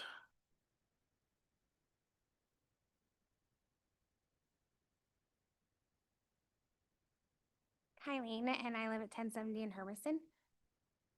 I'm actually a parent for the Head Start that's up there, and I drove by there just trying to go pick up my child. I do agree with the residents that live there. The sign should be moved to the front, closer to the road, because my 70-year-old stepfather also goes and picks up my child, and he has a very hard time finding it because we have to drive and then again that 90-degree turn. We actually drove by it several times before we found it. Thank you.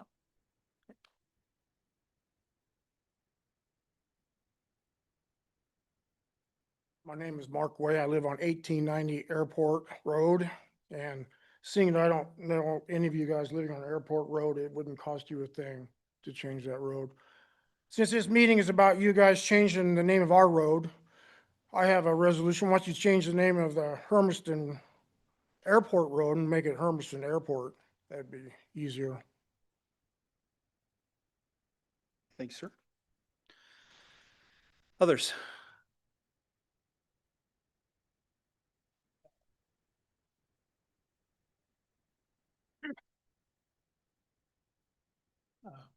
I'm Dan Coffey, 1810 East Airport Road. I've been there 22 years. My wife has been there 50 years. So she doesn't want to move. I know that they sold the place across the street and so I live right across from the fairgrounds. So we do get a lot of traffic in that. I'm retired, but the thing about it is I finally got the ambulance trained to come to my house. I've had 4 heart attacks. Next one's supposed to kill me. So I want to keep it Airport Road. And that it's just a safety thing. 2, it's going to cost me a lot to go through the VA, get everything changed. I get my medicine from Colorado, and I can't see putting it in somebody else's mailbox. I've had that happen several times. Sometimes I get the neighbor's mail, but I just go and put it or knock on their door and give it to them. It's no big thing. But the safety of it and the cost is going to cost me quite a bit to do it. I put a brand new mailbox up and everything else, and it's got big numbers on it. So I can get my mail, and I wish you would keep it what it is. I'm not great for changes, and probably you guys are the same. You know, you don't want to be changed. And that, thank you for your time, and I hope you keep Airport One. Thank you. Thank you, sir. Others?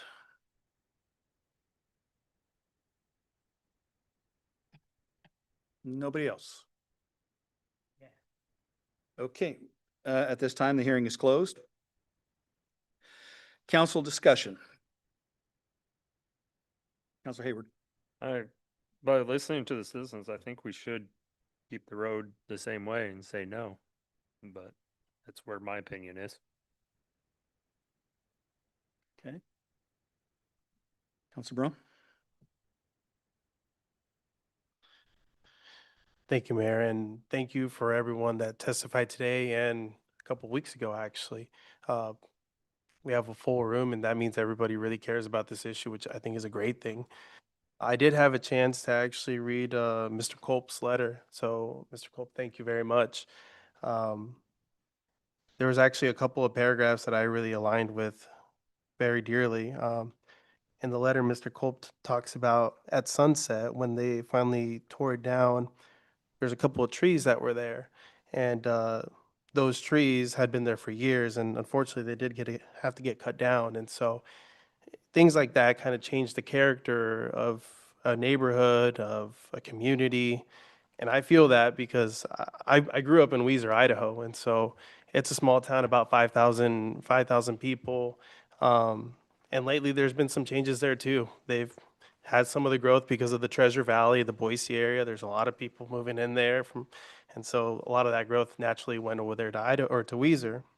And a couple of the things that they've been doing is in their memorial park, they knocked down a tree that, I mean, I played there ever since I was a kid. And so I completely get when things like this happen, it's not just the tree, it's the memories that kind of come with it. And it's not just the sign, it's the memories that come with the road being named with what it was. And so I completely get that, and seeing things change, it's not easy.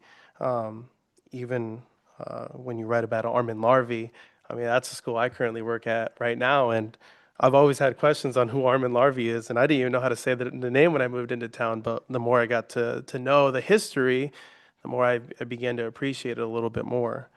Um, I think this is a really hard decision, and uh, this conversation came to us because we had a committee on the airport committee that made the recommendation to come to the council, and they've been discussing it for a while, and um, this discussion also happened on the county level, and so you can see from both the county agency and the city administration, there are concerns, and I think everybody kind of acknowledges the concerns, and I appreciate that a lot of the people that came here and spoke didn't just come just to say no. They came with some solutions, and I think that's fantastic, and I think that says a lot about the people that have contributed. Um, honestly,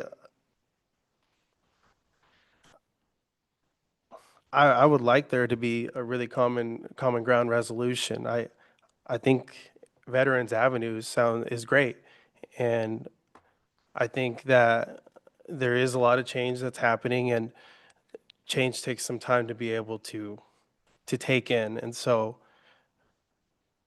honestly, I would be more in favor if the community, came up with a name that was suitable or that you thought really reflected the character of the neighborhood. And I'm sure people are going to say Airport Road or Airport, which is fine. That's what it's been.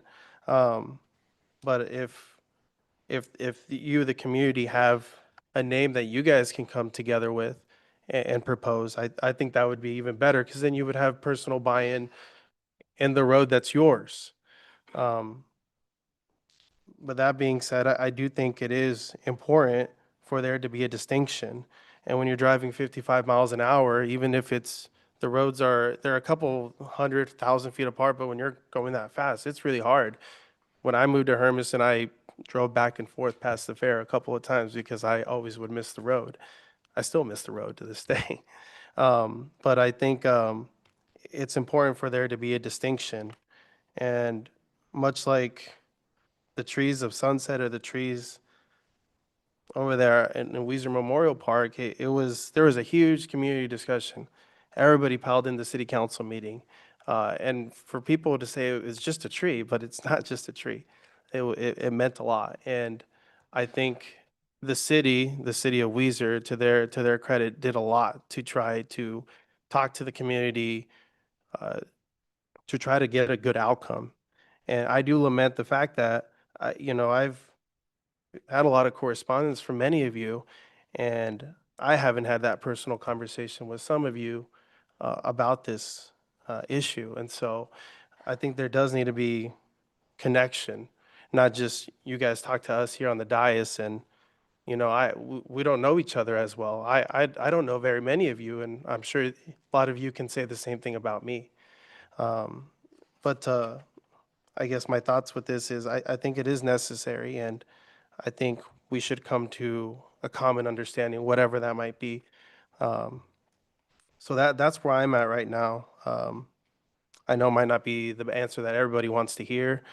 I think change is necessary, whether that happens in tonight's council meeting or at another time. Uh, that may be up for the whole council and for us to decide, but I do think hearing the concerns of where it came from our committee and from the county, and knowing that there are, you know, issues, I think that we should resolve them. And I am grateful that you guys sent us a lot of these suggestions and forwarded them to the city manager as well, and seeing if there's anything that maybe there is some feasibility to this, but and maybe there's not either. And so that being said, I really appreciate everyone's testimony. Um, I really appreciate the history that's said in this letter. We did have a conversation earlier in our work session, and the council seemed to want to gravitate a little bit more to preserving history, along with including other parties for the Carnegie Building. But I think history is absolutely important. We don't have a museum, and we need to be able to tell our history, because the more and more people move here, the more that I think we need to cement an identity of who we are, and we do that by telling our history. And so that's what I have to say, council, and those are my thoughts about the matter. I would welcome if we continue this, or if not, but I'd still welcome a conversation with anybody that's willing to have a conversation with me about this matter. Thank you.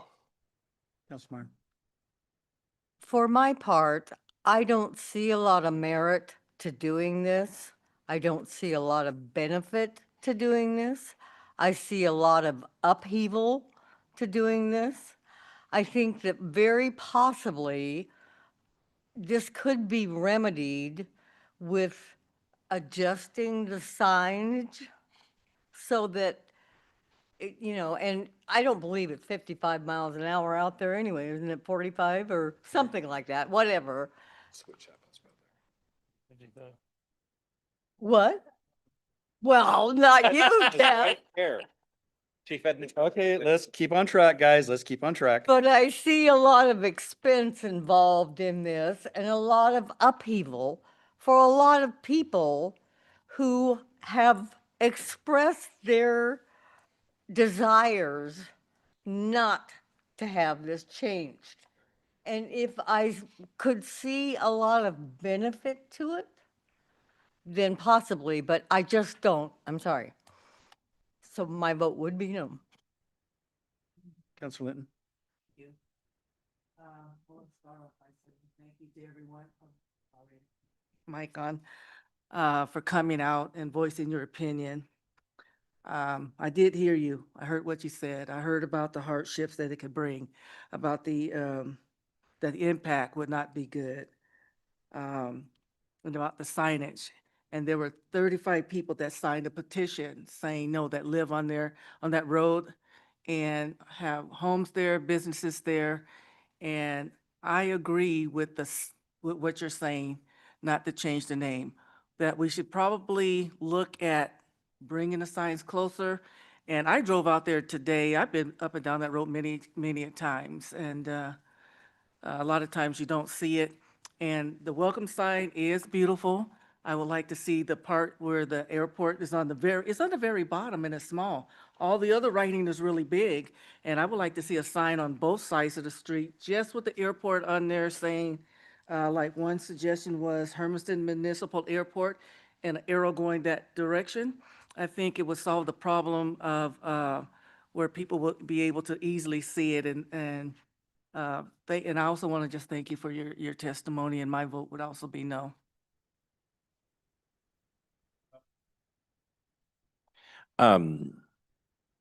Just to be clear, I don't, the full agenda packet is available to the public, and then we always, of course, get it. And there are a number of options in front of the council. And I just want to make it clear, in case anybody has not had a chance to read the packet, that the city staff doesn't actually have a recommendation on this particular matter.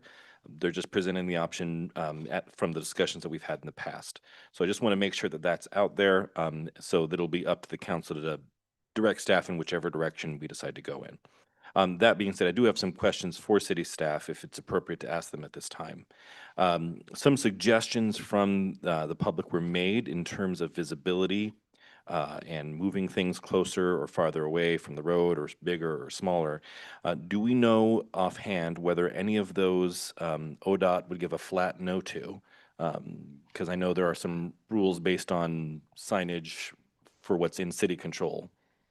We would have to ask them what they would allow or not allow. It's all their road. They govern the signs along it. Okay, thank you. Durham? I just want to say that I appreciate all of the folks that come to the meeting. I think a lot of the times it takes a lot of courage to come. It takes your time away from what you normally would be doing at this time. Not to mention that public speaking is not an easy task for many of us. So I applaud you for coming and voicing your concerns and transmitting your passion about this particular topic. I know that for many of you, it has taken you out of your comfort zone to be able to speak in front of us, so I just want to acknowledge that. I also want to thank those that wrote a testimony. We read them. We got your email, Mr. Culp, and we have your letter on hand. Also, the folks that signed the petition. In looking at the information that we were given, we know that the county also rejected the idea some years back. And I also appreciate the airport committee bringing the suggestion to the city council. But since this was not a task that we asked them to look into, and just hearing the time, the cost, I don't think I would be in favor of the name change. Some of you mentioned specifically the gentleman that talked about his four heart attacks, and the change to the VA benefits. That really struck a chord to me. I certainly don't want, essential services not coming to you, especially when the first responders have been trained to make it to your home. And there could be others as well that probably didn't come tonight. But I just want to say that we hear you. We appreciate the time that you took to come here. And so for me right now, my vote would be to not change the name. What I would like to maybe take for the city to take into consideration is visiting with ODOT to see about possible enlargement of signs so that people are able to see it clearly, have it more visible, so that people can make it to the right location, whether it's a delivery or someone getting a service. Thank you. Councilor Roberts? I have a couple questions, if I may. Please. Are we able as a city to pay the expenses? I mean, is that doable if we decide to do that? I mean, I know it's hard because you don't have a hard amount, but it just, as a concept, is that something we could explore? It's definitely possible. I think you would want to put some kind of parameters or something around it, but it's not impossible. Okay. I have to say, this is probably one of the hardest decisions that I think I've faced up here on the council. You wouldn't think that a road name change would be a big deal, but it has, and it's turned out to be very difficult. For me personally, I have sat up here and railed against unfunded mandates, and I don't like them, and yet I'm considering passing a change that would pass costs along to the constituents. And so that weighs on me quite heavily. And so if there's a way that we could help with that, I think I would be in favor of that. That being said, one of the suggestions was to change Airport Way. And that also has its own implications for the airport in particular, because all of their FAA documents are specific to that address. And that's probably as difficult, if not maybe more difficult, for them to change than it is for you guys. And so, you know, is it an option? Yes, but it also, like I said, has some challenges. So as I'm weighing the pros and cons, I have to look at the other side as well. To me, this is more than just about packages. It is about the public safety concept is there as well, because I was talking to one of our dispatchers who said that when they take a call and it's Airport Road, they have to basically confirm through landmarks, because people just see airport and they go, it's at the Airport Road, and they have to really confirm which one it is so they can get people to the right spot. So it's not even always just about a wrong response after they're dispatched. It's having to take care of that on the front end. And so removing that confusion, I think, is a benefit. I guess where my mind is at right now is that this started really back in 1992, I think, when they did away with the rural route system, and the county adopted that road officially as Airport Road. It could have been changed back then, and it would have been no impact other than just, well, that's always been Airport Road, and I don't want to change it. I don't like change.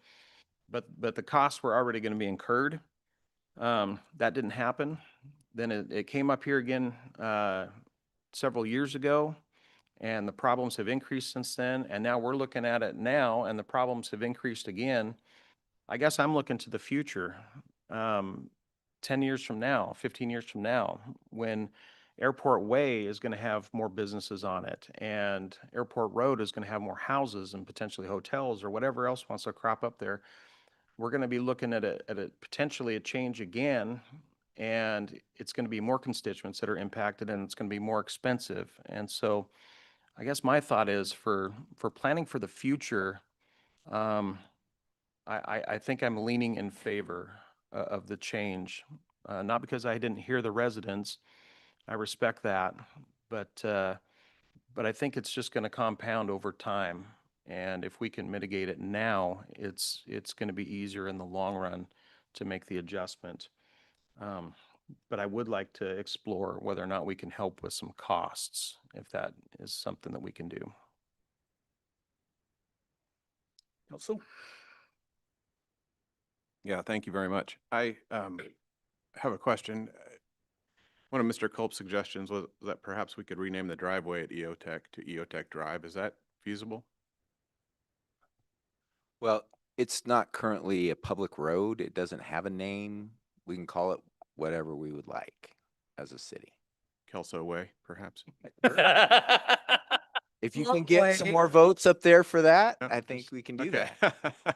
Just thought I'd put that out there, just in case. All right. Well, I personally hate the fact that that road is called Airport Road. I wish I could get in my DeLorean and go back in time and talk to whoever named that road and say, look, if you're going to make a lie of the road name, why don't you call it Disneyland Road? So at least we could put lawn chairs out and watch the faces of crestfallen children as they sped past it. Wow, that's dark. Well, some of us get entertained in other ways, Mr. Mayor. Having said that, in my brief time on the council, I've not seen such a public, passionate turnout as the one here tonight. And if I put myself in your position, I think to myself as a resident, could I cope with a change of my address? Yes. In fact, I think I've done that in the past. It is a pain. It does take time. I don't recall it costing a ton of money, but I'm sure there would be some cash involved. But when I think of the businessmen, I think they have a bit more of a lift. And one of my principles of life is that when I am minding my own business, living in my home, I just kind of don't want to be messed with by government, right? Yeah, me too. And so I think if there was a huge and immediate and obvious benefit to changing the name, other than a marketing disaster, which I think it still is a marketing disaster, I would be all in favor of changing the name. But having seen the public outcry here and seen the support for keeping the name Airport Road, I think I'm a no vote on this. Thank you. Order, please. Any others? You can ask a question.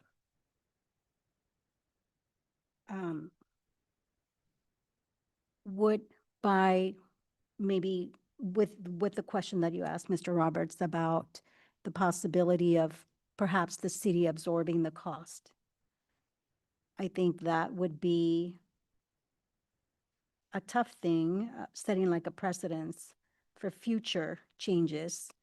Not to mention not knowing where budgets might be. I think that's a tricky thing that just kind of crossed my mind. But like you said, I think it's tough when possible changes that or decisions that we make can be passed on, the cost can be passed on to the members. So I just wanted to say that we have to be mindful of that in the future too. Any others? My turn. I know in the Portland area, sometimes they put, I think, like an honorary name on a street. So the street has a legal name, has like a Veterans Memorial Highway on top of it. Is that something that could be done in this case? Sure, yes. Wouldn't highly recommend it. Just causes more confusion. Wouldn't that have to go through the state? No. No, okay. It's ours.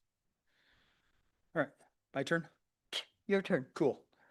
All right, so, I understand that Airport Way and Airport Road can cause some inconvenience. But when it comes to, when you stop and you think about it, the city, we talk about how you have Airport Road and Airport Way are within a short distance of one another. I live on 10th Place, which is just down the street from 10th Street. I don't need any help from the audience, folks. Okay. We also have northwest, southwest, northeast, southeast versions of all the numbered streets, which also can cause problems. I don't see us rushing out to rename those either under those circumstances. But the big thing for me is that, and Councilor Roberts touched on it, is that, this isn't basically, for all intents and purposes, an unfunded Band-Aid. This is us telling the citizens, we think what we think is better than what, what you want. And I don't like that personally. But the thing to remember is that this is not it's not about the name change per se that, as part of this discussion was. It's not about, what problems the names or, the actual name itself, what the name itself is. It's about the problem caused by the change, by making a change, how it affects the residents that live on Airport Road. And we don't have a whole lot of people that live on Airport Way, but we do have a bunch of people and a bunch of businesses on Airport Road. And every single one of those folks, for all intents and purposes, on paper, would be required to move. And that's essentially what we're doing, is we're making everybody that lives on Airport Road move. And and me personally, I hate moving. And it's not about putting stuff in boxes. It's all the stuff that goes along with moving. And so, I don't like this. I don't like us doing this. I mean, I understand that there's an inconvenience for some folks on Airport Way, but it's not an inconvenience really for the folks on Airport Road. It's a life change. And I really don't feel like we should do that to those folks. So with that, Okay, so we have one of two motions to enter. We can either prepare and have the staff prepare an ordinance for adoption on May 26th, changing the name to East Airport Road to East Veterans Avenue, or B, prepare a resolution for adoption on May 26th, retaining East Airport Road name. I'll take a motion for either one. I would make a motion. Motion for the resolution to remain the same? Yes, to retain the, Okay, you're making that motion? I am. Okay. Second. Okay. Okay, motion to prepare a resolution for adoption, retaining East Airport Road name. Roll call. Yes. Keeping it the same. Yes. Yes. Yes. Yes. Yes. Yes. Yes. Yes. There you go, folks.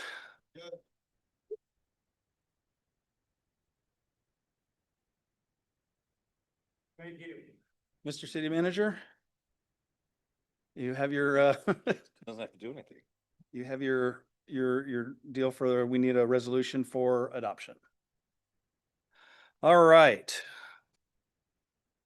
Moving forward, ordinances and resolutions. Ordinance number 2382, amending chapter 51 for sewer. Mr. Tuvey will now read the ordinance by title only. Mr. City Attorney. Thank you, Mr. Mayor. Ordinance number 2382, an ordinance amending Chapter 51 of the Hermiston Municipal Code entitled Sewers, establishing an industrial pretreatment program. Mr. Mayor. All right. Do we have any council questions on ordinance number 2382? Seeing, do you? I gave the questions to, Mr. Smith, and he said that he was gonna address the. Okay.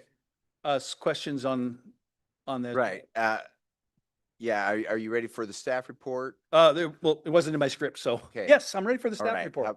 that's where you're supposed to ask me to talk on your script. I'm sorry, I neglected to put that in my deal to remember to ask that. So Mr. Morgan's gonna walk us through this ordinance, and then if your questions aren't addressed, we'll address them specifically after Mr. Morgan's report. We have them here. Well, I have to admit, I'm disappointed. I thought everyone was here to hear about the sewer ordinance, but anyway. They are still out in the, Maybe in next the time. lobby, so maybe they're listening. Oh, that's true. Yeah, they're going to come back. Okay, so we actually spoke about this ordinance at one of our previous meetings, so I won't bore you with too much of the rest of the background. But just for the general public, you know, the city has a strong public interest in protecting our sewer system from discharges which can harm the system, infrastructure, treatment works, or staff, as well as those which place an overly large cost on the system to clean, to a point where the city's ultimate discharge remains within its own permit limits with state and federal regulators. So the city has long had an extensive code which regulates a lot of the different types of uses that can discharge to the sewer system. That's typically just simply been by simply not allowing those discharges. However, due to the increasingly diverse and complex local economy, Hermiston's reached a point where it's actually beneficial to add an industrial pretreatment program, or an IPP. An IPP still protects the city's sewer systems, as well as a ban on certain discharges, but it does so in a way that still allows for local economic growth by regulating rather than just simply banning some of these discharges. Specifically, an IPP program requires certain discharges to get permitted with the city through the IPP process, which will require those types of discharges to implement various pre-treatment processes. A pretreatment process is exactly what it sounds like. It's a requirement that in order for industrial sewer users to discharge to our system, they have to engage in some type of treatment on their own property prior to that discharge coming to the city's sewer collection system. That pretreatment would be intended to mitigate whatever the specific contaminant of concern is prior to entering the city's system, to the point that the discharge is within an acceptable range when it enters the public system. So that is an IPP program in a nutshell. Additionally, since we were making some changes to the sewer section of the code, what appears to be quite a lot of changes, but a lot of those are just simply restating and moving things around. While we were doing that, we took the opportunity to address our fats, oils, and greases section of the code. You'll remember last spring, we implemented a fats, oils, and greases program in order to regulate those discharges to the sewer system. And you'll remember at the time, council requested that we give folks a grace period, essentially. So we've had upwards of a year now for a lot of folks to come into compliance with that fats, oils, and greases program, and we're now getting to the point where there needs to be some level of enforcement to encourage folks to come into compliance. And so the changes in the FOG section are really mostly just to clarify how any fines or fees would take place in the FOG program. So that is the entirety of the proposal, and I'd now stand for any questions. Council questions? Here, we'll go through Councilor Litton. I appreciate her sending those ahead of time, and we can address those. So first on section 51.061, her question, can you give me an example of the size of the company that can be charged these fees? And so actually 51.061 just establishes that the city may adopt fees. Right now, we don't have that proposal before you. That will we anticipate coming with a fee schedule change that would apply. But right now, there are no fees in the ordinance. Then 51.185 and 138, they look like they're the same. Well, they are. They set up fines for the two separate programs that Mark mentioned, and both the industrial pretreatment program and the fats, oils, and greases program. So it basically just establishes that we can have fines for both of those if people or companies violate them. Then 51.185, what type of business would violate this section? And these sections, and would it apply to individuals? These fines only apply to businesses that are included in either of the two programs, the industrial pretreatment or the fats, oils, and greases. So any business that comes under those. The next $10,000 is this going to be assessed to large companies? Would it be more fair to do a flat interest rate or something like this? Basically, these all are applied only on a case-by-case basis, and that $10,000 sets a ceiling and not a floor. So it would allow our people to work with companies and then charge a fine as is necessary. And who is the control authority? The control authority is the city. And then 51.131 paragraph E, what amount of time is considered unreasonable delay?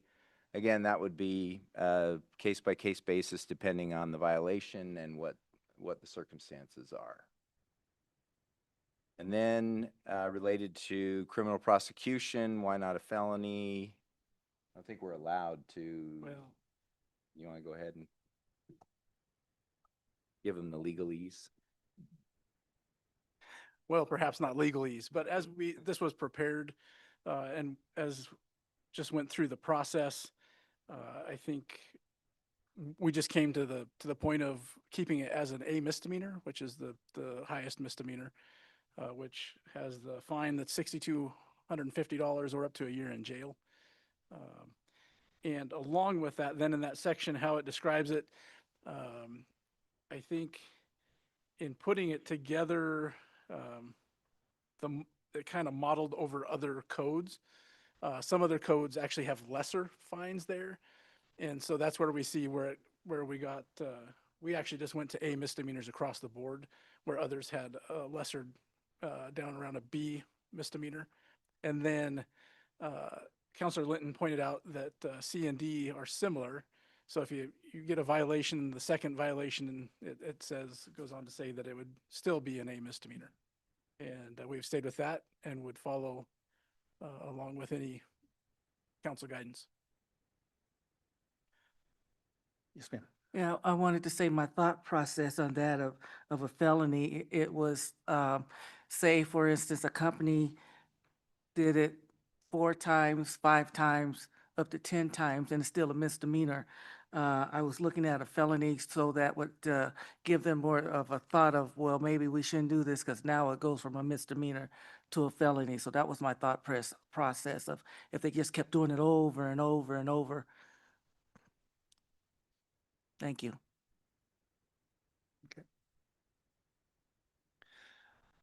Other council questions? Okay, seeing none. Public comment. Any public comment on this?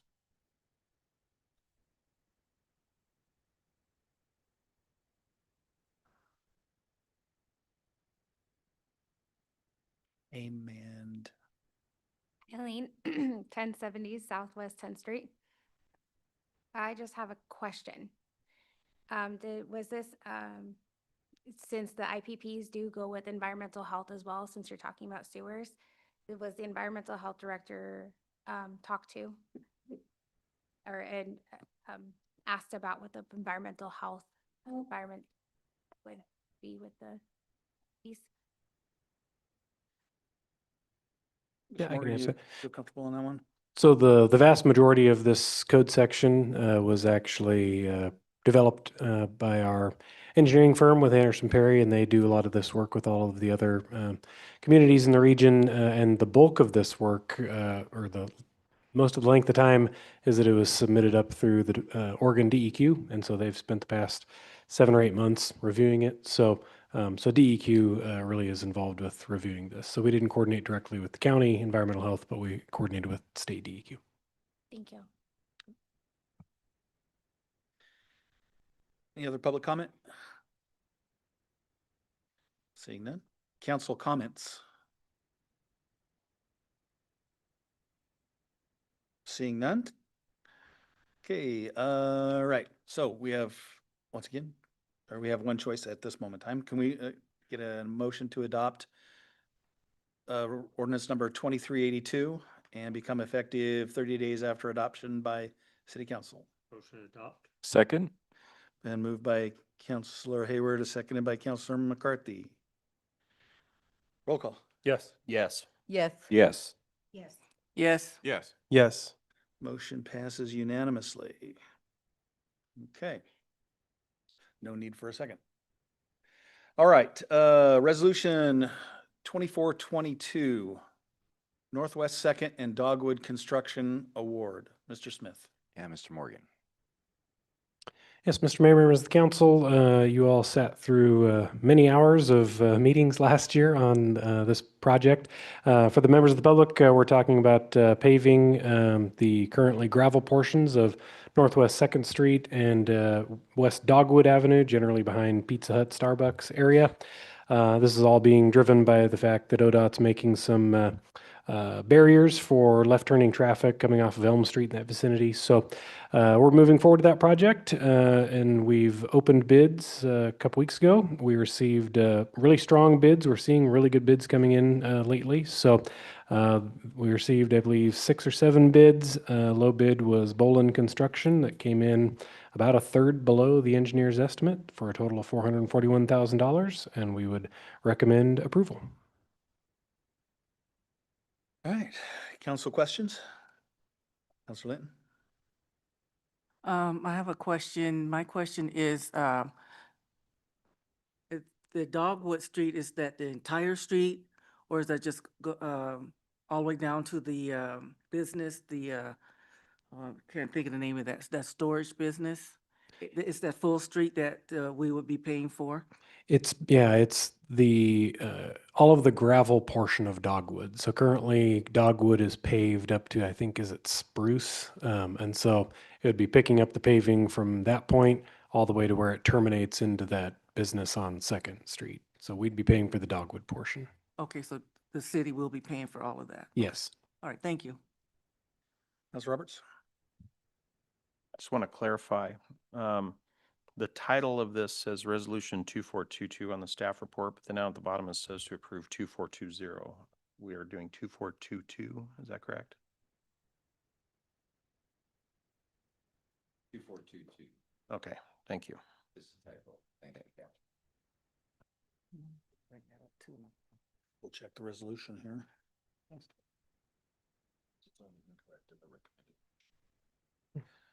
The document The itself. says- document itself says 2422. Yeah. We're good. Okay. Any other council questions? Seeing none, public comment? Seeing none, council comments? Councilor McCarthy. I just think it's awesome that our estimates frequently are very high, and we keep beating them. Let's keep up the trend. Okay, excellent. Councilor Kelso. I just wanted to say I'm excited to see that Dogwood is moving closer to being paved, and I want to thank the city staff for all the hard work they put in on this project. Agreed. Others? All right, can I get a motion to adopt resolution 2422 and lay upon the record? So moved. Second. Been moved by Councilor Duran, second by Councilor Hayward. Roll call. Yes. Yes. Yes. Yes. Yes. Yes. Yes. Yes. Motion passes unanimously. Motion, resolution 2423, Orchard Avenue Waterline Construction Award. Mr. Smith, Mr. Morgan. Mr. Morgan. Yes, Mr. Mayor, members of the council, this project's been on the city's capital improvement plan since 2017. This project will replace about 3/4 of a mile of water main along Orchard Avenue between 7th and 11th, also a little section along Southwest 9th between Orchard and Juniper. Ultimately replacing quite a bit of pipe that's nearing 100 years old. Additionally, while we're doing this work, we're going to take the opportunity to resurface the entire roadway width as we're doing the project. Again, as I mentioned, when we opened bids on this one, we received more than our typical number of bids, and they all came in well below the engineer's estimate. So we're recommending award of this project to C&E Construction for $1,332,000. Council questions? Public comment? Mr. Barone looked like he had a. Oh, I'm sorry. Go ahead, sir. Thank you, Mayor. Just a little bit late on the question, just because I had a question on if we were going to do any other improvements other than, since we're tearing up the street, is there any other improvements that are going to be done? Yeah, sorry, I forgot to mention, this project also, we're taking the opportunity to do some work on our sidewalk infill project. So our sidewalk infill program and identified sections of Orchard Avenue as one of our, it's not just a local street. So that's a challenging section of sidewalk to put in. If you were to look at it on a per linear foot basis, it'll be pretty expensive sidewalk, just because of the utility relocations and things and retaining barriers that are involved. So this was the opportunity that we could do it. So we're going to be going and filling in the missing sidewalk sections, particularly there between 7th and 9th. So Okay, and now where Chelly's is at, right? Kind of that. that'll be that's one not- of them, yeah. Okay. That'll be the easiest one. It's actually. mostly the other side of the street Yeah. that's the Oh, difficult. okay. Well, thank you. Now, two birds with one stone. That's awesome. I love when, if we're gonna tear things up and I turned off my mic midway. If we're gonna be tearing things up and moving things around, I might as well get to the other projects. I remember us doing that on Hermiston Avenue. We did water, sewer, even the whole asphalt. So I thought that was brilliant. That way we don't have to go back in there and do it all over again. Any other council questions before I go back to public comment? Okay, public comment? Council comments? Council McCarthy? Again, the trend continues. Noted. All right, can I get a motion to adopt resolution 2423 and lay upon the record? So moved. Motion second. Been moved by Councilor McCarthy, second by Councilor Hayward. Roll call. Yes. Yes. Yes. Yes. Yes. Yes. Yes. Yes. Motion passes unanimously. Moving right along here. Motion 2424, agreement for IT services with Stepping Stones Alliance. Mr. Smith? Yes. No. No, this was you? Yeah. Wow, okay, great. Mayor, members of the council, so this is another relatively small IT agreement, but we work closely with Stepping Stones Alliance in providing our homeless programs. And so they recently had a cybersecurity breach that caused some other agencies who work with them, including here in the city, to get nothing bad happened, but there was the potential for that, a lot of it. So they are interested in incorporating this into their budget. So what they're looking for would be 4 hours a month. So that's $6,240 a year. And it includes a annual inflationary increase, and also a prorated billing for the first year for this last quarter of our fiscal year. So with that, I'd be happy to answer any questions. Council questions? Council McCarthy? Seems like we have a number of very low hour requests recently, and I'm curious, what are the needs that we're providing for 4 hours a month? Well, it's just for the fact that they have limited numbers of devices, and so they don't have a lot of need for us to be there a lot. So it just takes, this is what they need to give them adequate service. Do we know what work they're requesting being done? They're wanting the full service. We'll be working with their network. We're working with their cybersecurity, all the pieces that we offer everybody else, but it's because of the limited devices that it doesn't take very much time. Thank you. Council Kelso? Yeah, I have a question.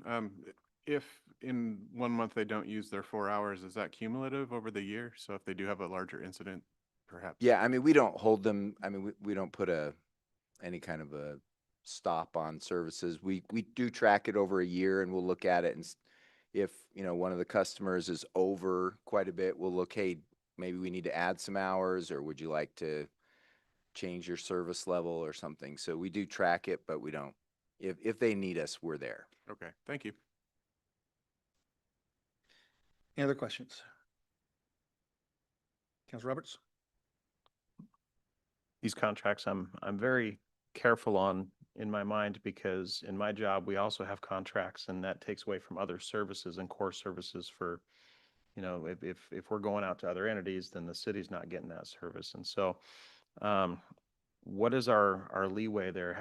At what point, because we're adding a lot of new contract. It feels like, anyway, I'd have to go back and look, but it feels like we're adding a contract here and a contract here and a contract here.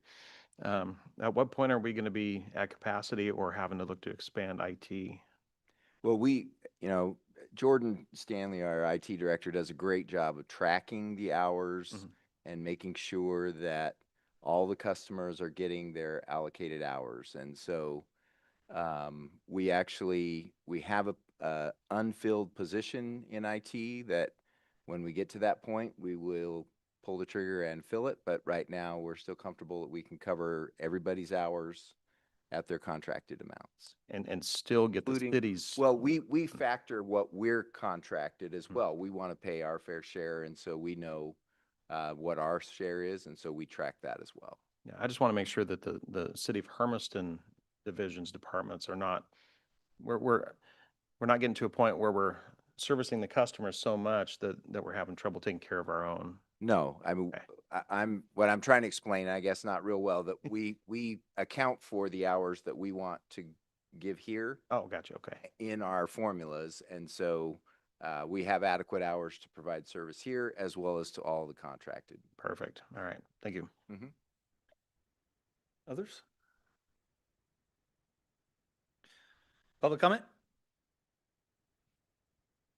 Nope. Council comments? Councilor Broom? I just found it crazy that we have cybersecurity people threatening a homeless shelter, but I guess you just never know. And so I think it's great that we can offer those things.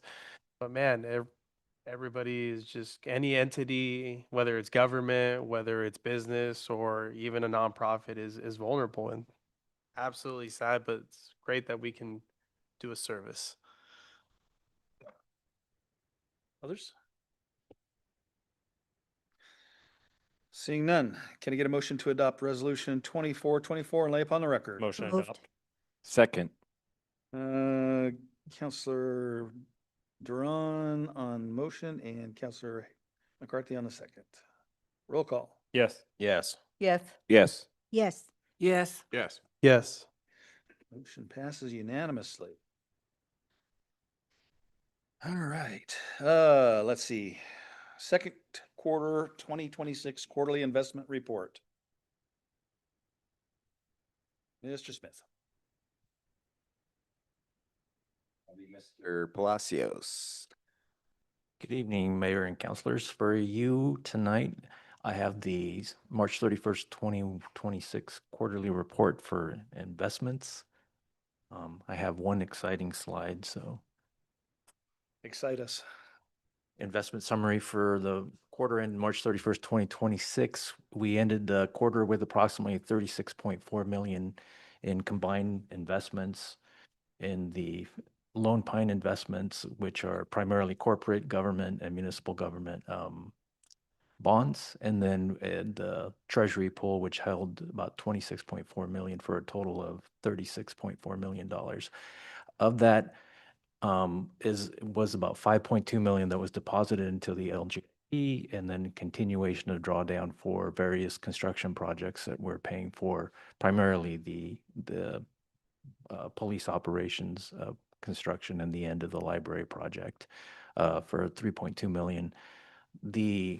Those drawdowns go into the general checking account where we pay for various projects and other cash flow things that we throughout the city. Interest earnings for the quarter ended up at $374,000, with approximately 101,000 which are held in fidelity through that Lone Pine Investment Advisory Group, and then 273,000 of that was earned in the treasury pool, the LGIP accounts.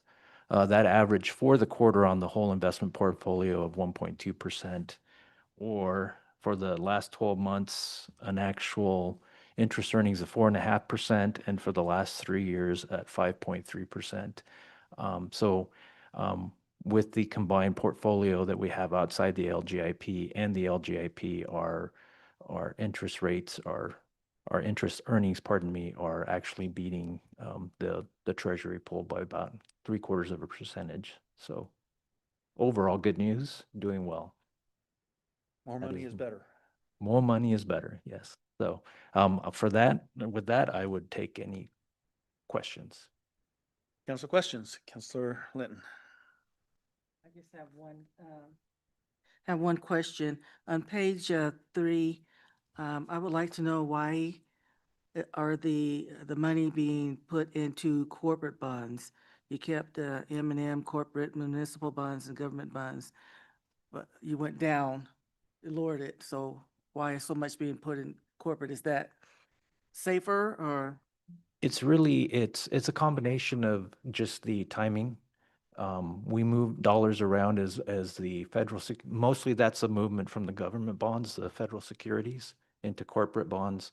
And so that's for both rate of return, and then they're shorter bonds also as well, so they're maturing quickly. And the other piece of that is that they have a lot of those corporate bonds get called. So before they mature, so if the maturity is like 2029, they typically end up getting called in 2027 earlier by the corporations to refund those and put them out back in the market. And so for us, it is a safer investment because it's a shorter but a much higher return as well. So it's an investment strategy. Okay, thank you. You're welcome. Counselor Brown. Now, the interest made from our savings, it's not like my high yield savings account where I get interest off of my savings, but I guess my question is, at the end of the year, does the city have to pay any taxes on any of the interest that they've made? I like that question. No. I like that answer. Any other questions?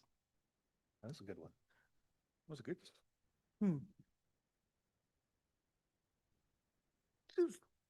His was better. Okay, public comment. Seeing none, council comments? Love to see us making money off of money. Free money's good. That was an exciting slide. And the wind is dumb. Okay, Yeah. can I get a motion to accept the second quarter 2026 quarterly investment report? So moved? Second. Second, motion by Councilor McCarthy, second by Councilor Hayward. Roll call. Yes. Yes. Yes. Yes. Yes. Yes. Yes. Yes. Motion passes unanimously. Hermiston Aquatic Wellness Center Task Force Report. All right, we'll invite Cassie Hibbert here, who's from the Wenaha Group. And Cassie, here's the remote for this slide. Just to give a quick refresher, 18 months or so ago, formed a task force of regional, both municipal, county, business interests that might be interested in an indoor aquatic center, a wellness center of some sort, and worked with this group. Wenaha was our facilitator, and so Cassie's gonna give us a report on kind of what we did, how we got there, and then some recommendations for the next few months. And then, as we talked about in the goal setting, coming to the point of, are we gonna do this project, or are we gonna not? So, Cassie. Testing. Okay, good evening, everyone. Cassie Hibbert, Senior Project Manager with Wenaha Group. It's very nice to be with you tonight. We'll get right after this. Okay, so as Mr. Smith described, we have been working for the past several months with a group of stakeholders to explore the region or the Health, Aquatic, and Wellness Center, which I'm going to refer to throughout this presentation as the HAWK. I know that that name is in progress and that's not finalized, but that's just what we've called it in the slides, so I'll continue with that naming. So for the stakeholders, this was always intended to be a very regionally based group. And I also want to be appreciative to the City of Hermiston counselors that joined us for part or all of that journey. So it was City of Hermiston, both counselor support and staff support, Umatilla County, City of Umatilla, City of Stanfield, City of Echo, Port of Umatilla, Hermiston School District, BMCC, Good Shepherd, and the Umatilla Electric Co-op. The support team helping keep the task force moving was Wenaha Group, as mentioned, and then a number of other players. Boughton Construction supported with cost estimating efforts. Ballard King supported with operational study. WTI is a specialty aquatics consultant, and they helped with confirming estimates and condition of your existing facility, which we'll touch on later on. And then on the design side, we were supported by ALSC architects as well as Anderson Perry in a limited role when we were doing some site selection and evaluation. Okay, so this is the official charge for the task force. So the task force met 5 times between September 24 and April of 25, and the task force's charge, which I won't read out all the detail on here, was really to take a look at options for an aquatic center and to bring back some options to the City Council. One thing from the beginning was that the HAWK was about a regional focus for the center. So here you can see in green would be what we were considering the primary service area for the center, which would be inclusive of Hermiston, Stanfield, and Umatilla. And then the red boundary would be the secondary service area, going mainly to the west and to the east along the 84 corridor, and just a little bit to the south. So one of the first exercises that we did with the task force was really to confirm what were our priority regarding program elements for an aquatic center. So we led the task force in a discussion, and you can see here that the number of votes for each item is just reflective of the number of task force members in the room. But the items that really shook out at the top were 50-meter pool, competitive pool, having a leisure pool, and a gymnasium. Then I would say second tier were program of drop-in childcare, indoor track, weight room, cardio space, and some sort of tie-in with community health programs. And then still getting some votes, but a little bit less priority, were a 25-yard pool, indoor playground, aerobics and dance rooms, and a senior activity space. One thing I will point out is that 50-meter pools and 25-yard pools are used for slightly different uses. From a competitive standpoint, 50-meter pools tend to be used more for the club summer swimming circuit, and the 25-yard pool is more typically used for high school competitions. So that's where those differ. And then items over on the right side here didn't get any votes from the committee, but we're still out there on the table for consideration. So after we had done this discussion of program elements, one key takeaway here, which is in the light bulb on the lower corner, is that really the priorities hadn't changed a ton since the study that the city of Hermiston had done back in 2018 for that center. So recognizing that, we continue to use some of that work that had been done in 2018 since it still seemed to be valid and in alignment with program priorities. But we also explored some refinements to those options, which you'll see next. Oops, skipped one. I skipped more than one. Okay, so first let's talk a little bit about site. So the slide up here in front of you is the short list, and we actually started with a long list of sites that was, I think, around 25 options. And those were just like anybody that wants to throw a site into the hat, throw it in there, and we'll put it on the long list. And then we had a select committee go through and take that long list and evaluate it based on some criteria and narrow it down to this site short list of 5 items. So just to run through the short list, you'll notice these kind of have some funny numbering to them, starting with site 3. That's because just to have consistency, we kept the same numbering that we did from the long list. So site 3 is a site that is south of your water treatment plant along the river. It scored, you can see the legends below each site. So it scored medium for site access, really strongly for utility access, medium for future growth, and not as good for walkability or visibility. Site 6 is the disc golf site.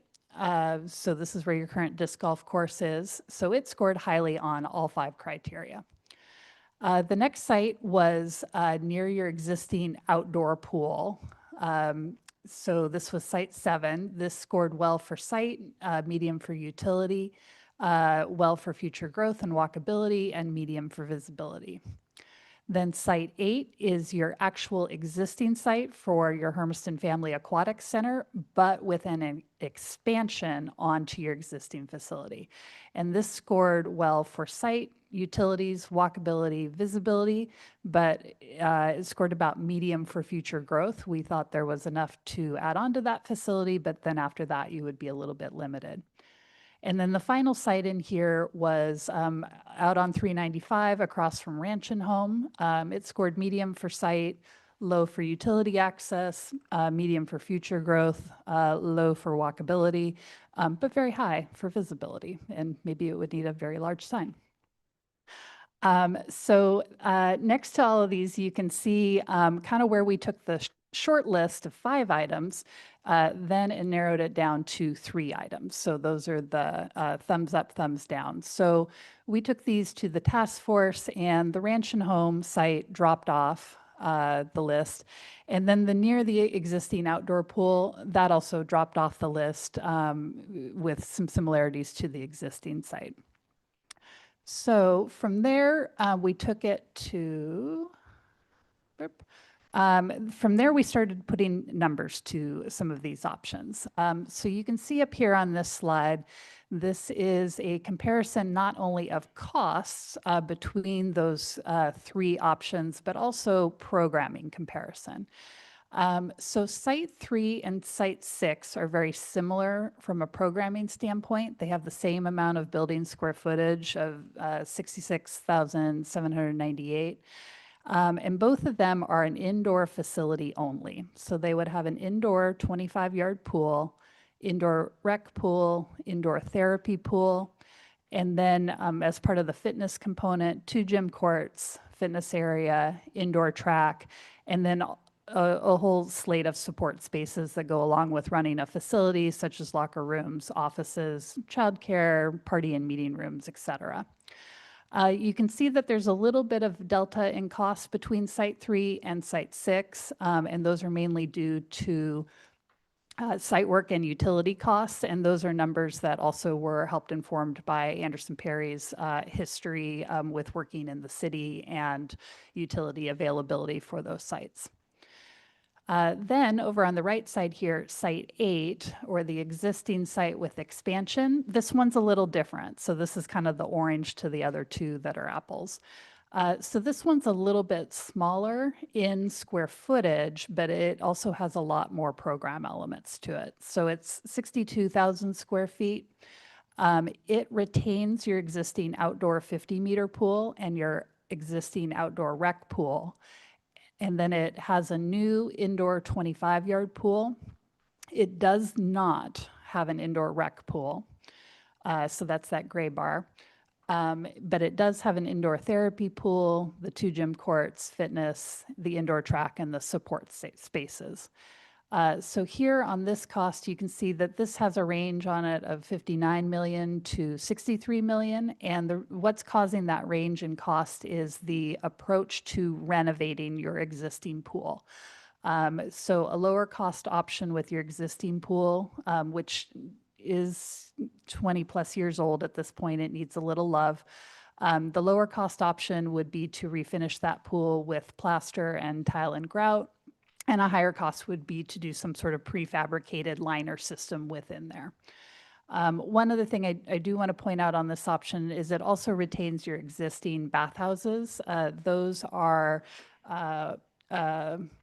summer season bathhouses only. In fact, they have screens in them to allow for airflow, so they would need to have a renovation to them that would allow for them to be operated all year round. Okay, so the site that has kind of emerged as the informal favorite is the existing site with the expansion. And here is a little bit more detailed look at that from a site plan view. So just to orient on this, so north is up and West Elm is toward the top of the frame, and then Good Shepherd is over on the left or the west side of this image with the butte to the south. So this would retain your existing 50-meter pool and retain your existing activity pool with renovations of those pools so that they would continue to last you along with your new facility. It would also retain your existing bathhouses with a remodel, and then you can see over on kind of to the left of that, there would be an expansion with a indoor 25-yard competition pool, lockers, support spaces, and then kind of moving south or down in this diagram, fitness area, gym, and mechanical space. This would also necessitate a parking expansion that is a little bit beyond the existing property line, but Good Shepherd has signaled as a potential partner on this project that they would be amenable to those parking discussions. Okay, so changing gears here just a little bit from the options that emerged from the task force. The question also emerged, could we just put a bubble over our existing pool? And if you have one takeaway regarding costs for a bubble, it's that it's not just the bubble, it's all the other stuff that has to go along with the bubble. So with the work we've done on this, we're estimating that a cost range for a bubble dome over your existing pool would be in the 11 to $15 million range. And what that would include is the bubble itself. It would also include a refurbishment of your existing outdoor pool, so the vessels, the finishes, the mechanical system, so that your facility could continue to operate for years to come. When you put in a bubble, you also have to do some refurbishment of your pool deck and the sloping of where the water sheds so that you can put the bubble on there. And then just like our other options, your bathhouses would need to be renovated so that they would be appropriate for all seasons and not just for the one season. Some of the numbers on this option were informed by some of Winnaha's work with the city of Pasco, which is currently pursuing a new aquatic center project as well as putting a bubble over one of their theme pools. So those are good, regionally appropriate recent comparisons for a lot of our cost estimating. A couple other considerations with the bubble is that the bubble does come down. It's not up 365 days a year. You take it down so you have an outdoor summer experience, and that has an operational cost to take it down and put it up, and it also takes a couple of weeks of closure of the facility to accomplish that switch over. The other consideration too is heating bills. And so again, reaching out to Pasco, they're estimating about $17,000 to $20,000 a month in just the heating bill for their facility with the bubble on it. Yes, I can pause for questions. Yes. Okay, thank you. Yeah, honestly, my first take was it doesn't look really pretty. But I did Google the Pasco Memorial Pool just to kind of look a little bit details, and I saw, and obviously there's differences, but I saw that their project was $2 million. How is there such a big discrepancy? Oh, sure. So one of the things that this is including in it is the complete refurbishment of your outdoor pool. So your outdoor pool right now has cracking. It's got approaching end-of-life mechanical systems in it. And if you're going to make an investment in your pool, you might as well kind of get those things tuned up. Okay, so this is the complete option of Correct. refurbishing everything with the bubble. Correct. Okay, thank you. Yes, thank you. Yep, and that photo up there actually is Pasco. Councilman. Yes. How would the dome part of that be taken down? Can that be done in-house? Or do we have to hire somebody every time that needs to go up and down? Well, I'll jump in and, I mean, we went and toured this, Brandon and I did, and the city of Pasco is planning to do it with their own staff. The first time they were kind of trained by the company that installs them, and then they're planning to do it with their own staff. I would imagine it would probably take some temp staff or something, maybe more of a citywide effort because of the number of people that they were talking about. Thank you. Okay, so there's just a few more slides in here to kind of finish this out, and then I'll open it back up for questions. So one of the questions is, what would a timeline on a potential project look like? And so this is a preliminary schedule that we've mapped out for that existing site with expansion, which is the informally preferred option. If the city wanted to move forward with this project in fall of 26, there would be just a couple of kickoff items approving construction delivery method and procurement of your design and contracting team. And then with the assumption that you approved a contract in early 2027, then that would kick off the design and construction effort. So what we've modeled here right now is roughly a year in design and roughly 18 months in construction. This does assume taking advantage of a design build delivery method, which is a delivery method that is fairly common for aquatic centers and allows you some efficiencies, particularly the schedule overlap that we are showing here. One of the things that we're trying to be very mindful of is that if you are choosing a site with a remodel of your existing pool, how do we accomplish that in a way that minimizes summer impact to that facility? So in this example schedule, your outdoor pool would close after that 2027 summer season, and then it would be closed during the summer of 2028 and reopen in 2029 as a new and renovated facility. Let's see. Oh, one other thing I want to touch on with this slide is the cost estimates that you saw before a couple of slides ago. Those all have planned escalation, which is the fancy construction word for inflation. Those all have escalation built into those cost estimates, assuming this preliminary project schedule. So we want to make sure that we're not forgetting that in there. Okay, a couple other things to highlight here. So as part of this, I mentioned we were working with a firm named Ballard King to do an operational study. It's really important with aquatics facilities that you're not just studying the capital construction costs, but that you're also studying the operational costs. So the next two slides are going to focus on that. This first slide is the preliminary membership costs for this facility that were included as the baseline for that operational study. So these are not, permanent or set or anything like that. It's just the assumption that was feeding into that operational study.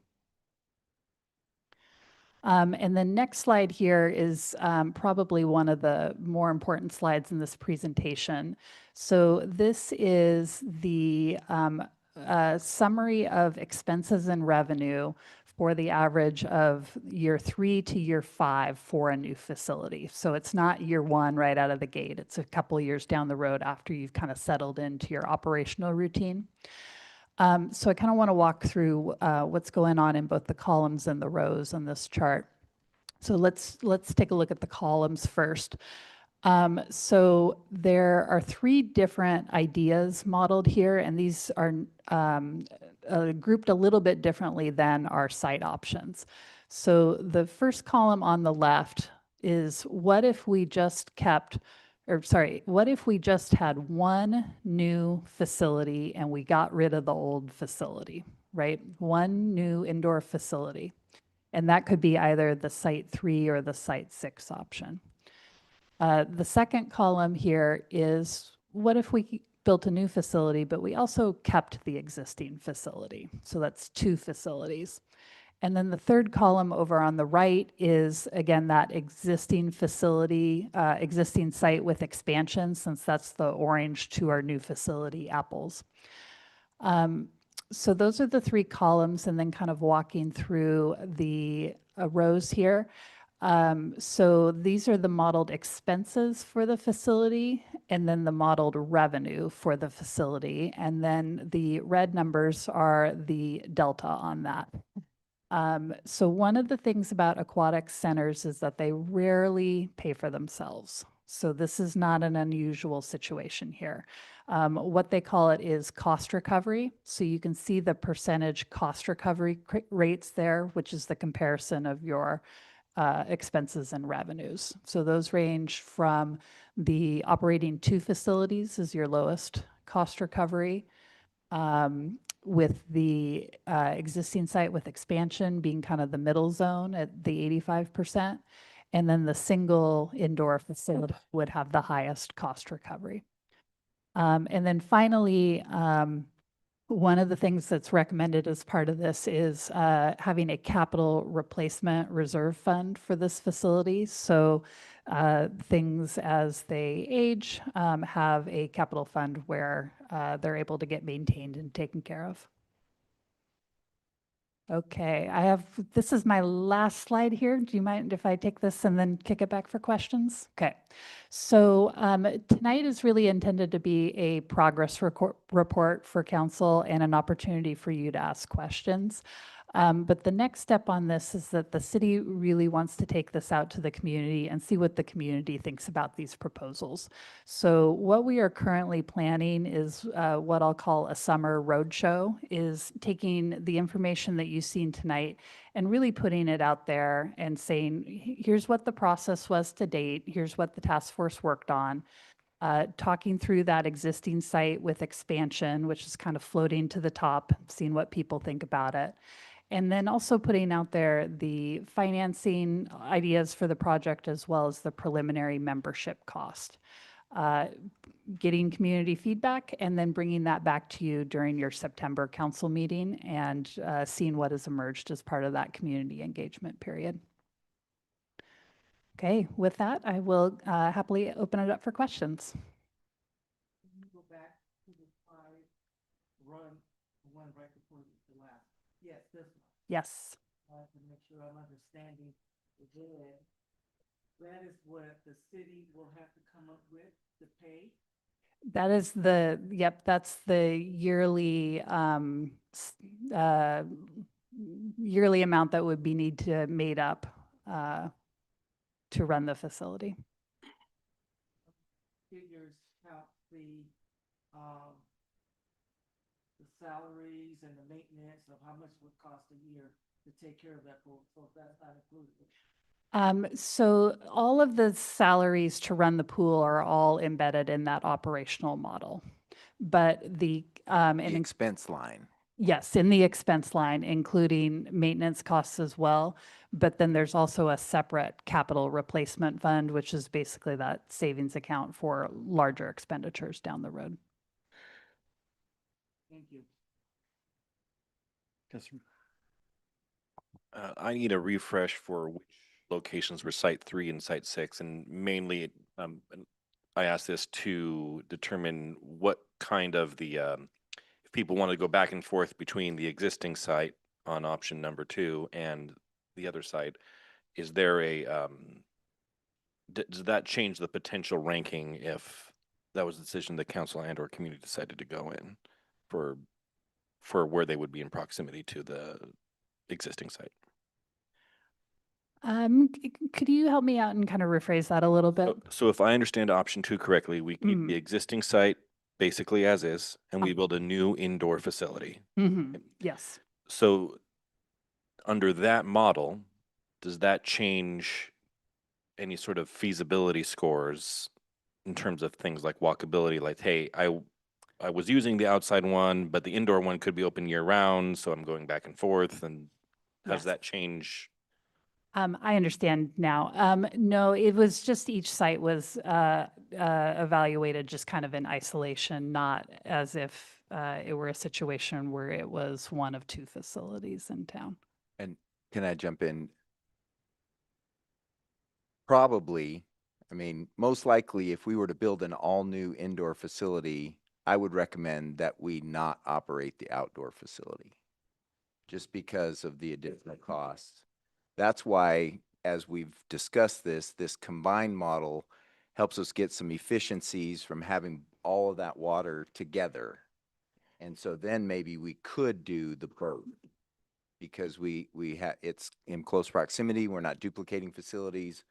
Hopefully we're sharing some staff that we might not have done in other ways. So we looked at it because we wanted to see what the operational costs would look like, but in reality, that's probably not an option I would at least recommend. Not that if you guys said go do it, we would try to figure out how to do it, but. That is a better answer than what I was looking for. Thank you. Give everybody else a chance first.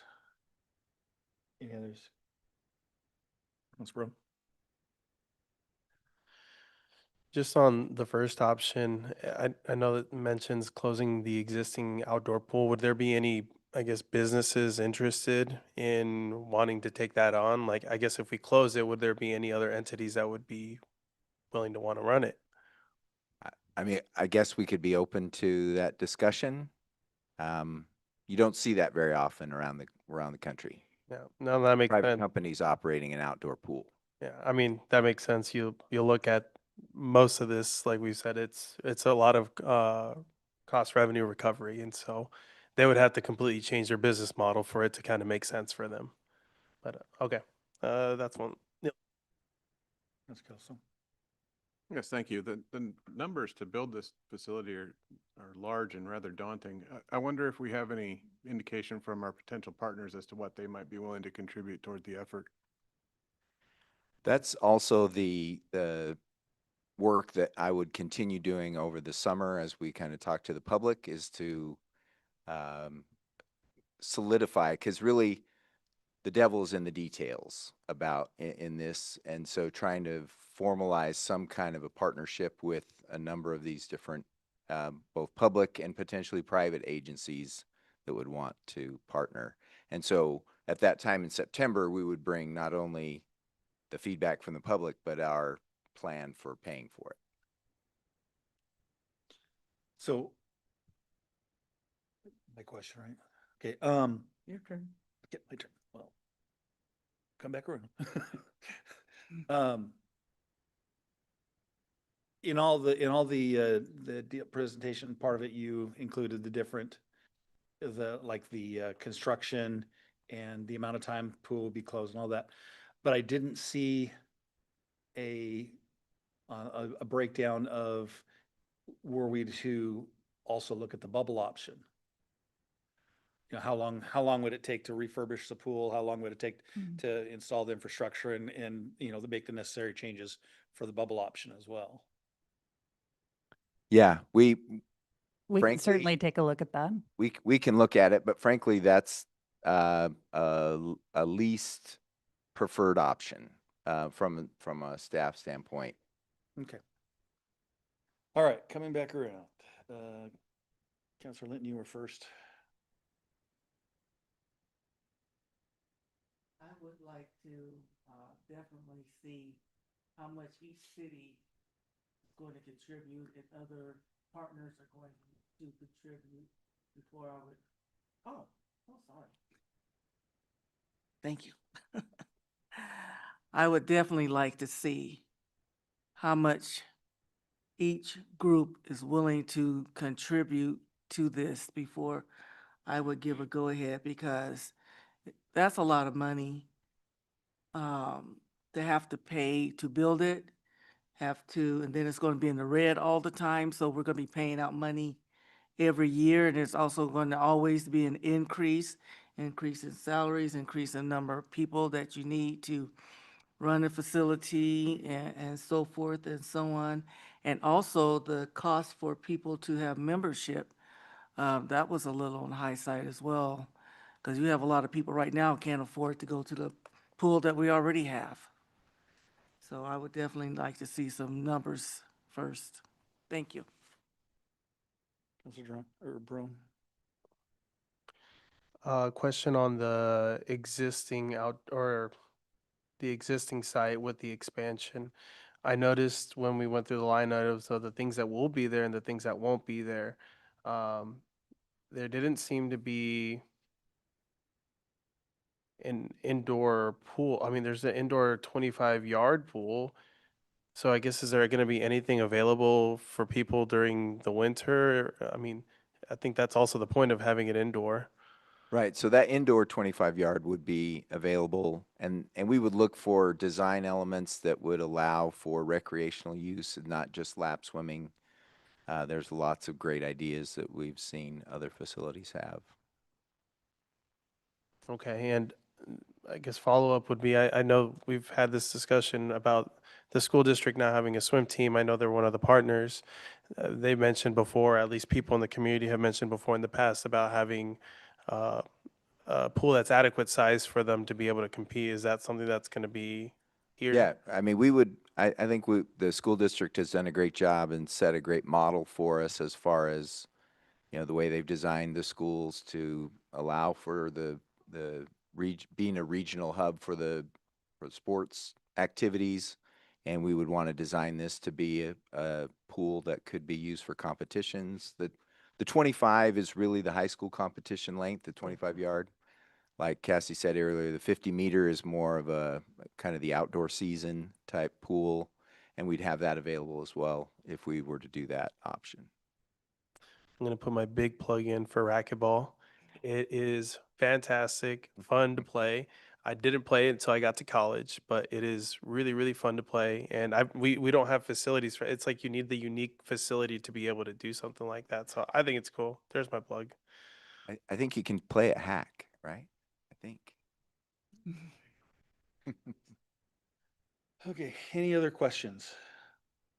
Councilman McCarthy. I would want to know if either Brandon or if, I don't know, you, Byron, would be able to answer the question of what the current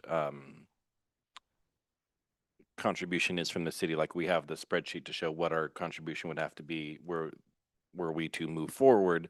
I'm just curious what the standard cost would be if we were to take no action and what the city's contribution is.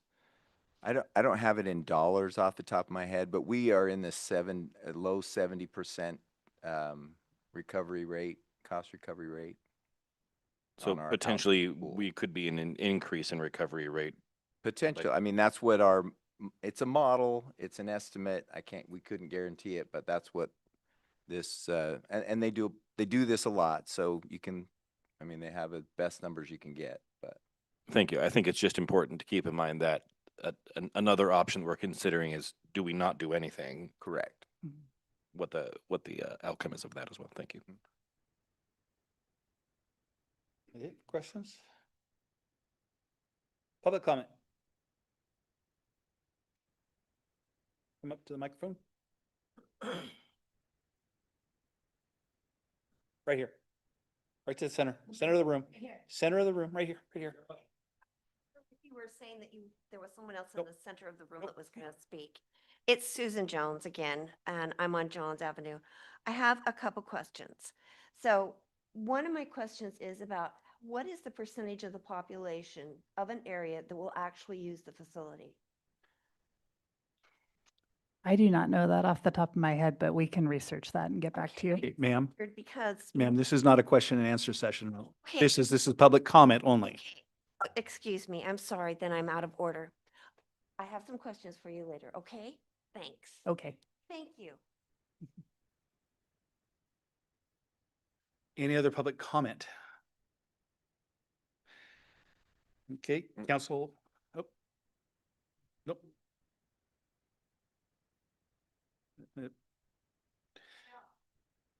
Yeah. We can, I mean, she can get them to me and. Okay, yeah, get. if you have questions, Or get Cassie. with Mr. Smith afterwards. He'll take care of those for you. Okay, council comments. Comment. Go ahead, ma'am. Date myself, but I went to high school here at Hermiston High School, where we had a swimming pool. And it was too expensive to maintain, and that's why the pool was closed down. And looking at this, it looked like it's going to be very expensive to maintain. And that's my comment. Thank you. Okay. Council Jerome. Mr. Kelso and I have sat in on the conversations with the Wanaha group, and so I want to thank you for the presentation and for also leading the conversation, helping lead the conversations with all the stakeholders, and for Mr. Smith and Mr. Arts for also looking at other possibilities to bring it to our attention so that we can consider it. One of the things that I admire the most about this community is that it has a can-do attitude. We can do just about everything. EOTech seemed like just a dream. People came together and they made it happen. Kennison Field is another example where people came together, saw the need for something to be worthy of our area, something that would bring economic development, something that would help our student athletes stay in the area. This is probably another way that Hermiston can demonstrate what it can do. I think having conversations with the stakeholders to know, what their contribution will be so important to our decision-making process. But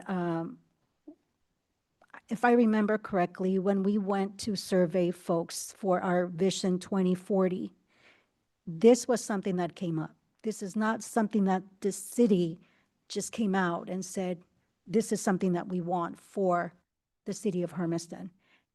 The idea of having an indoor pool came from the community members. This was something that they wanted and have been wanting, but it's a matter of getting people, the right people at the table, people that are willing to commit some money to it. So I believe that this can be a reality in our area. And right now, we have folks, some of our students from Hermiston High School that were traveling to Pendleton High School or to the their pool in Pendleton to be able to do their practices. Since that closed down, they are now going to Boardman to do their practices early in the morning. So it has been quite an inconvenience for them when, if we have this, possibility, and it's not just for our youth, we are also thinking of the seniors that want to stay active, that are not able to do a lot of heavy-duty cardio, but are wanting to do some laps. We're thinking about those folks that need to do some physical therapy and could benefit from having an indoor pool. We are thinking of other parents that would like to stay fit, but can't do it because they don't have childcare. So, these are all of the different conversations that are happening, but as always, money is an issue. But like I said, this is an opportunity for Hermiston to come together and make it a reality. Now, it may have to be sized down. If I remember correctly with EOTech, we were shooting for the stars and the moon, and then it quickly had to be brought down to the reality. And it came to be in phases as well. This could be that, I don't know, but I think hearing our community, the community feedback will also be so key. And for those students, I would encourage our students to also be very vocal about this and how this may impact them and how this will benefit them as well. A lot of the parents too that are having to carpool and have to take their children to different locations just because we don't have a facility here, I would encourage those parents to also participate in those conversations. Then, maybe it will be another meeting where we have a lot of audience members that are very passionate about this. I welcome that opportunity to hear our community, so I look forward to more information coming our way. Thank you so much for the work that has been done so far, and I appreciate all the meetings and the stakeholders that have come to the meetings thus far. Any others? Yeah.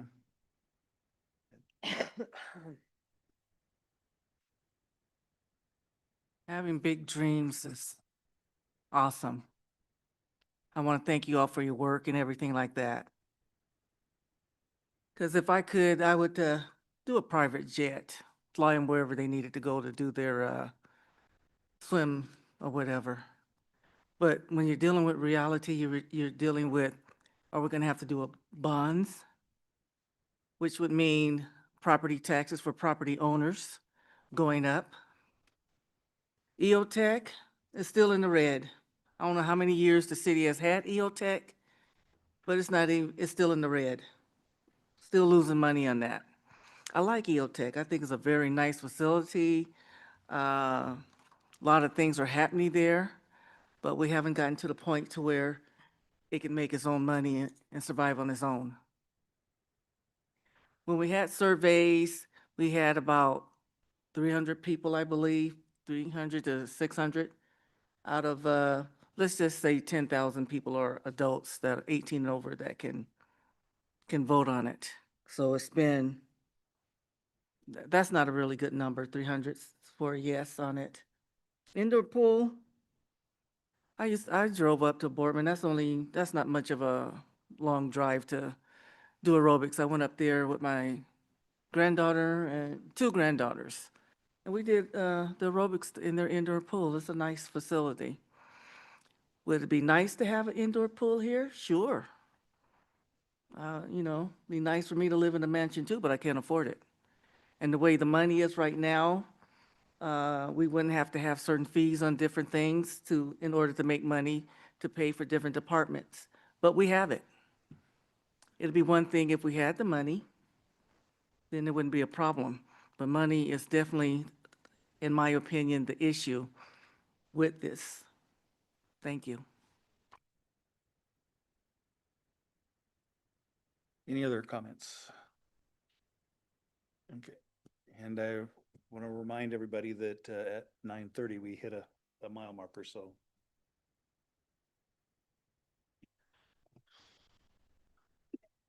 Nothing really more to offer in terms of moving one way or the other. I just in firm support of the project that we have going. We've had it on the 2040 vision.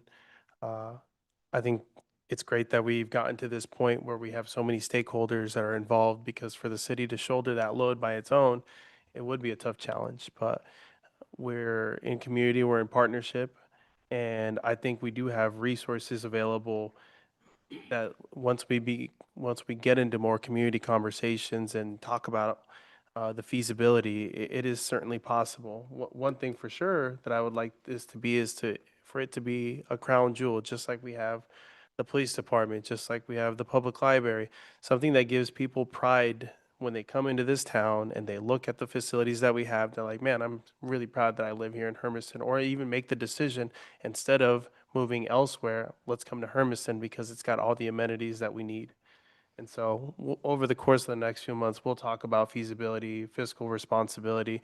I think everybody here on the council knows and understands being fiscally responsible with the budget, with the money. And so as conversations continue to evolve, I look forward to having more community conversation, because that is where we will detail more of how this will actually be feasible. In this meeting, it is a checkpoint. I understand that, but I like where we're going. So I appreciate your guys' report. Okay. That's it. All right, no other action is being recommended, so this was informational only. Thank you, ma'am. I appreciate your time and your hard work and the efforts. Thank you. All right, city committee liaisons. Anybody got the ones they need in? We had a meeting of our sanitary disposal recycling committee. Mayor, excuse me, it did just turn to 9:30, so according to the rules, you need to decide, As a council, we have to decide whether we want to want to continue. go an extra hour to finish everything? Probably won't be that long, I would say. Can I get what I need? Need a motion to continue on for one more hour, up to one more hour? You may ask a quick question.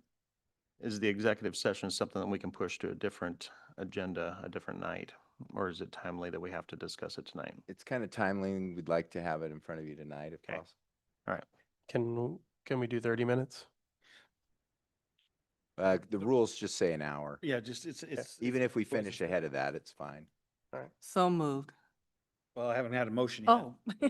Can I ask Thought a you did. question? One more question. Can we forego all the reporting so that we can go to the executive session now? That would be up to you guys. I would motion that. Okay, so, I think that would. okay, just time out. Let's first get, because we have to make a decision as to whether we can go past 9:30. And if we're gonna go past 9:30, then we have to, then we can forego the rest So of the. moved. I haven't asked for that yet. Hold on. No, you didn't ask. I made a motion earlier. All right, so I want to make sure, we got to cover our bases here. Okay, so are we going, I need a motion to go beyond the 1 hour beyond the 9:30 time limit. So moved. Can I get a second? Second. Okay. Yes and yes. All right. Now, can I get a motion to? All those in forego- favor? What's that? Yeah. All those in favor, you have a motion? Yeah, I'm sorry. Yes. Well, they all said.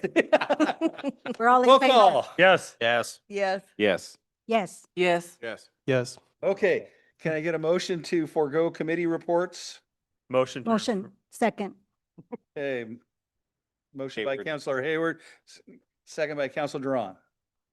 Roll call. Yes. Yes. Yes. Yes. Yes. No. Yes. Yes. Motion passes 7-1 with Counselor Linton in abstention. Opposition. Opposition, thank you. All right, so at this point in time, we're going to recess for executive session. The City Council of City of Hermiston will now meet in executive session in the executive session room for the purpose of discussing matters pertaining to litigation with legal counsel. Executive session is held pursuant to ORS 192.660 (2) which allows the council to meet in executive session to conduct deliberations with persons designated by the council to consult regarding the legal rights and duties of the public body with regard to current litigation or litigation likely to be filed.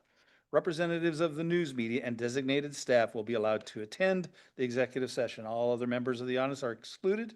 Representatives of the news media are specifically directed not to report any of the deliberations during the executive session, except to state the general subject of the session as previously announced. No final decision may be made in executive session. At the end of executive session, council will return to open session, which the audience may attend.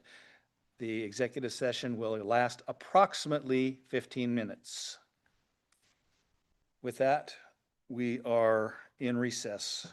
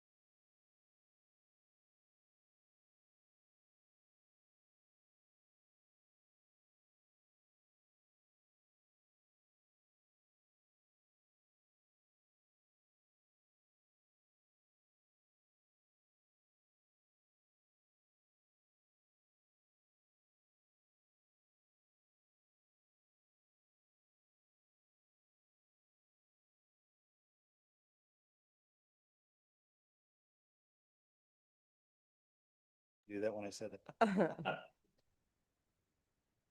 that. Is it time? Okay. Sorry, we said 15 minutes, so we had to use 15 minutes. Okay, reconvene the Hermiston City Council session. Does anybody have anything else to add? Nope. We're adjourned.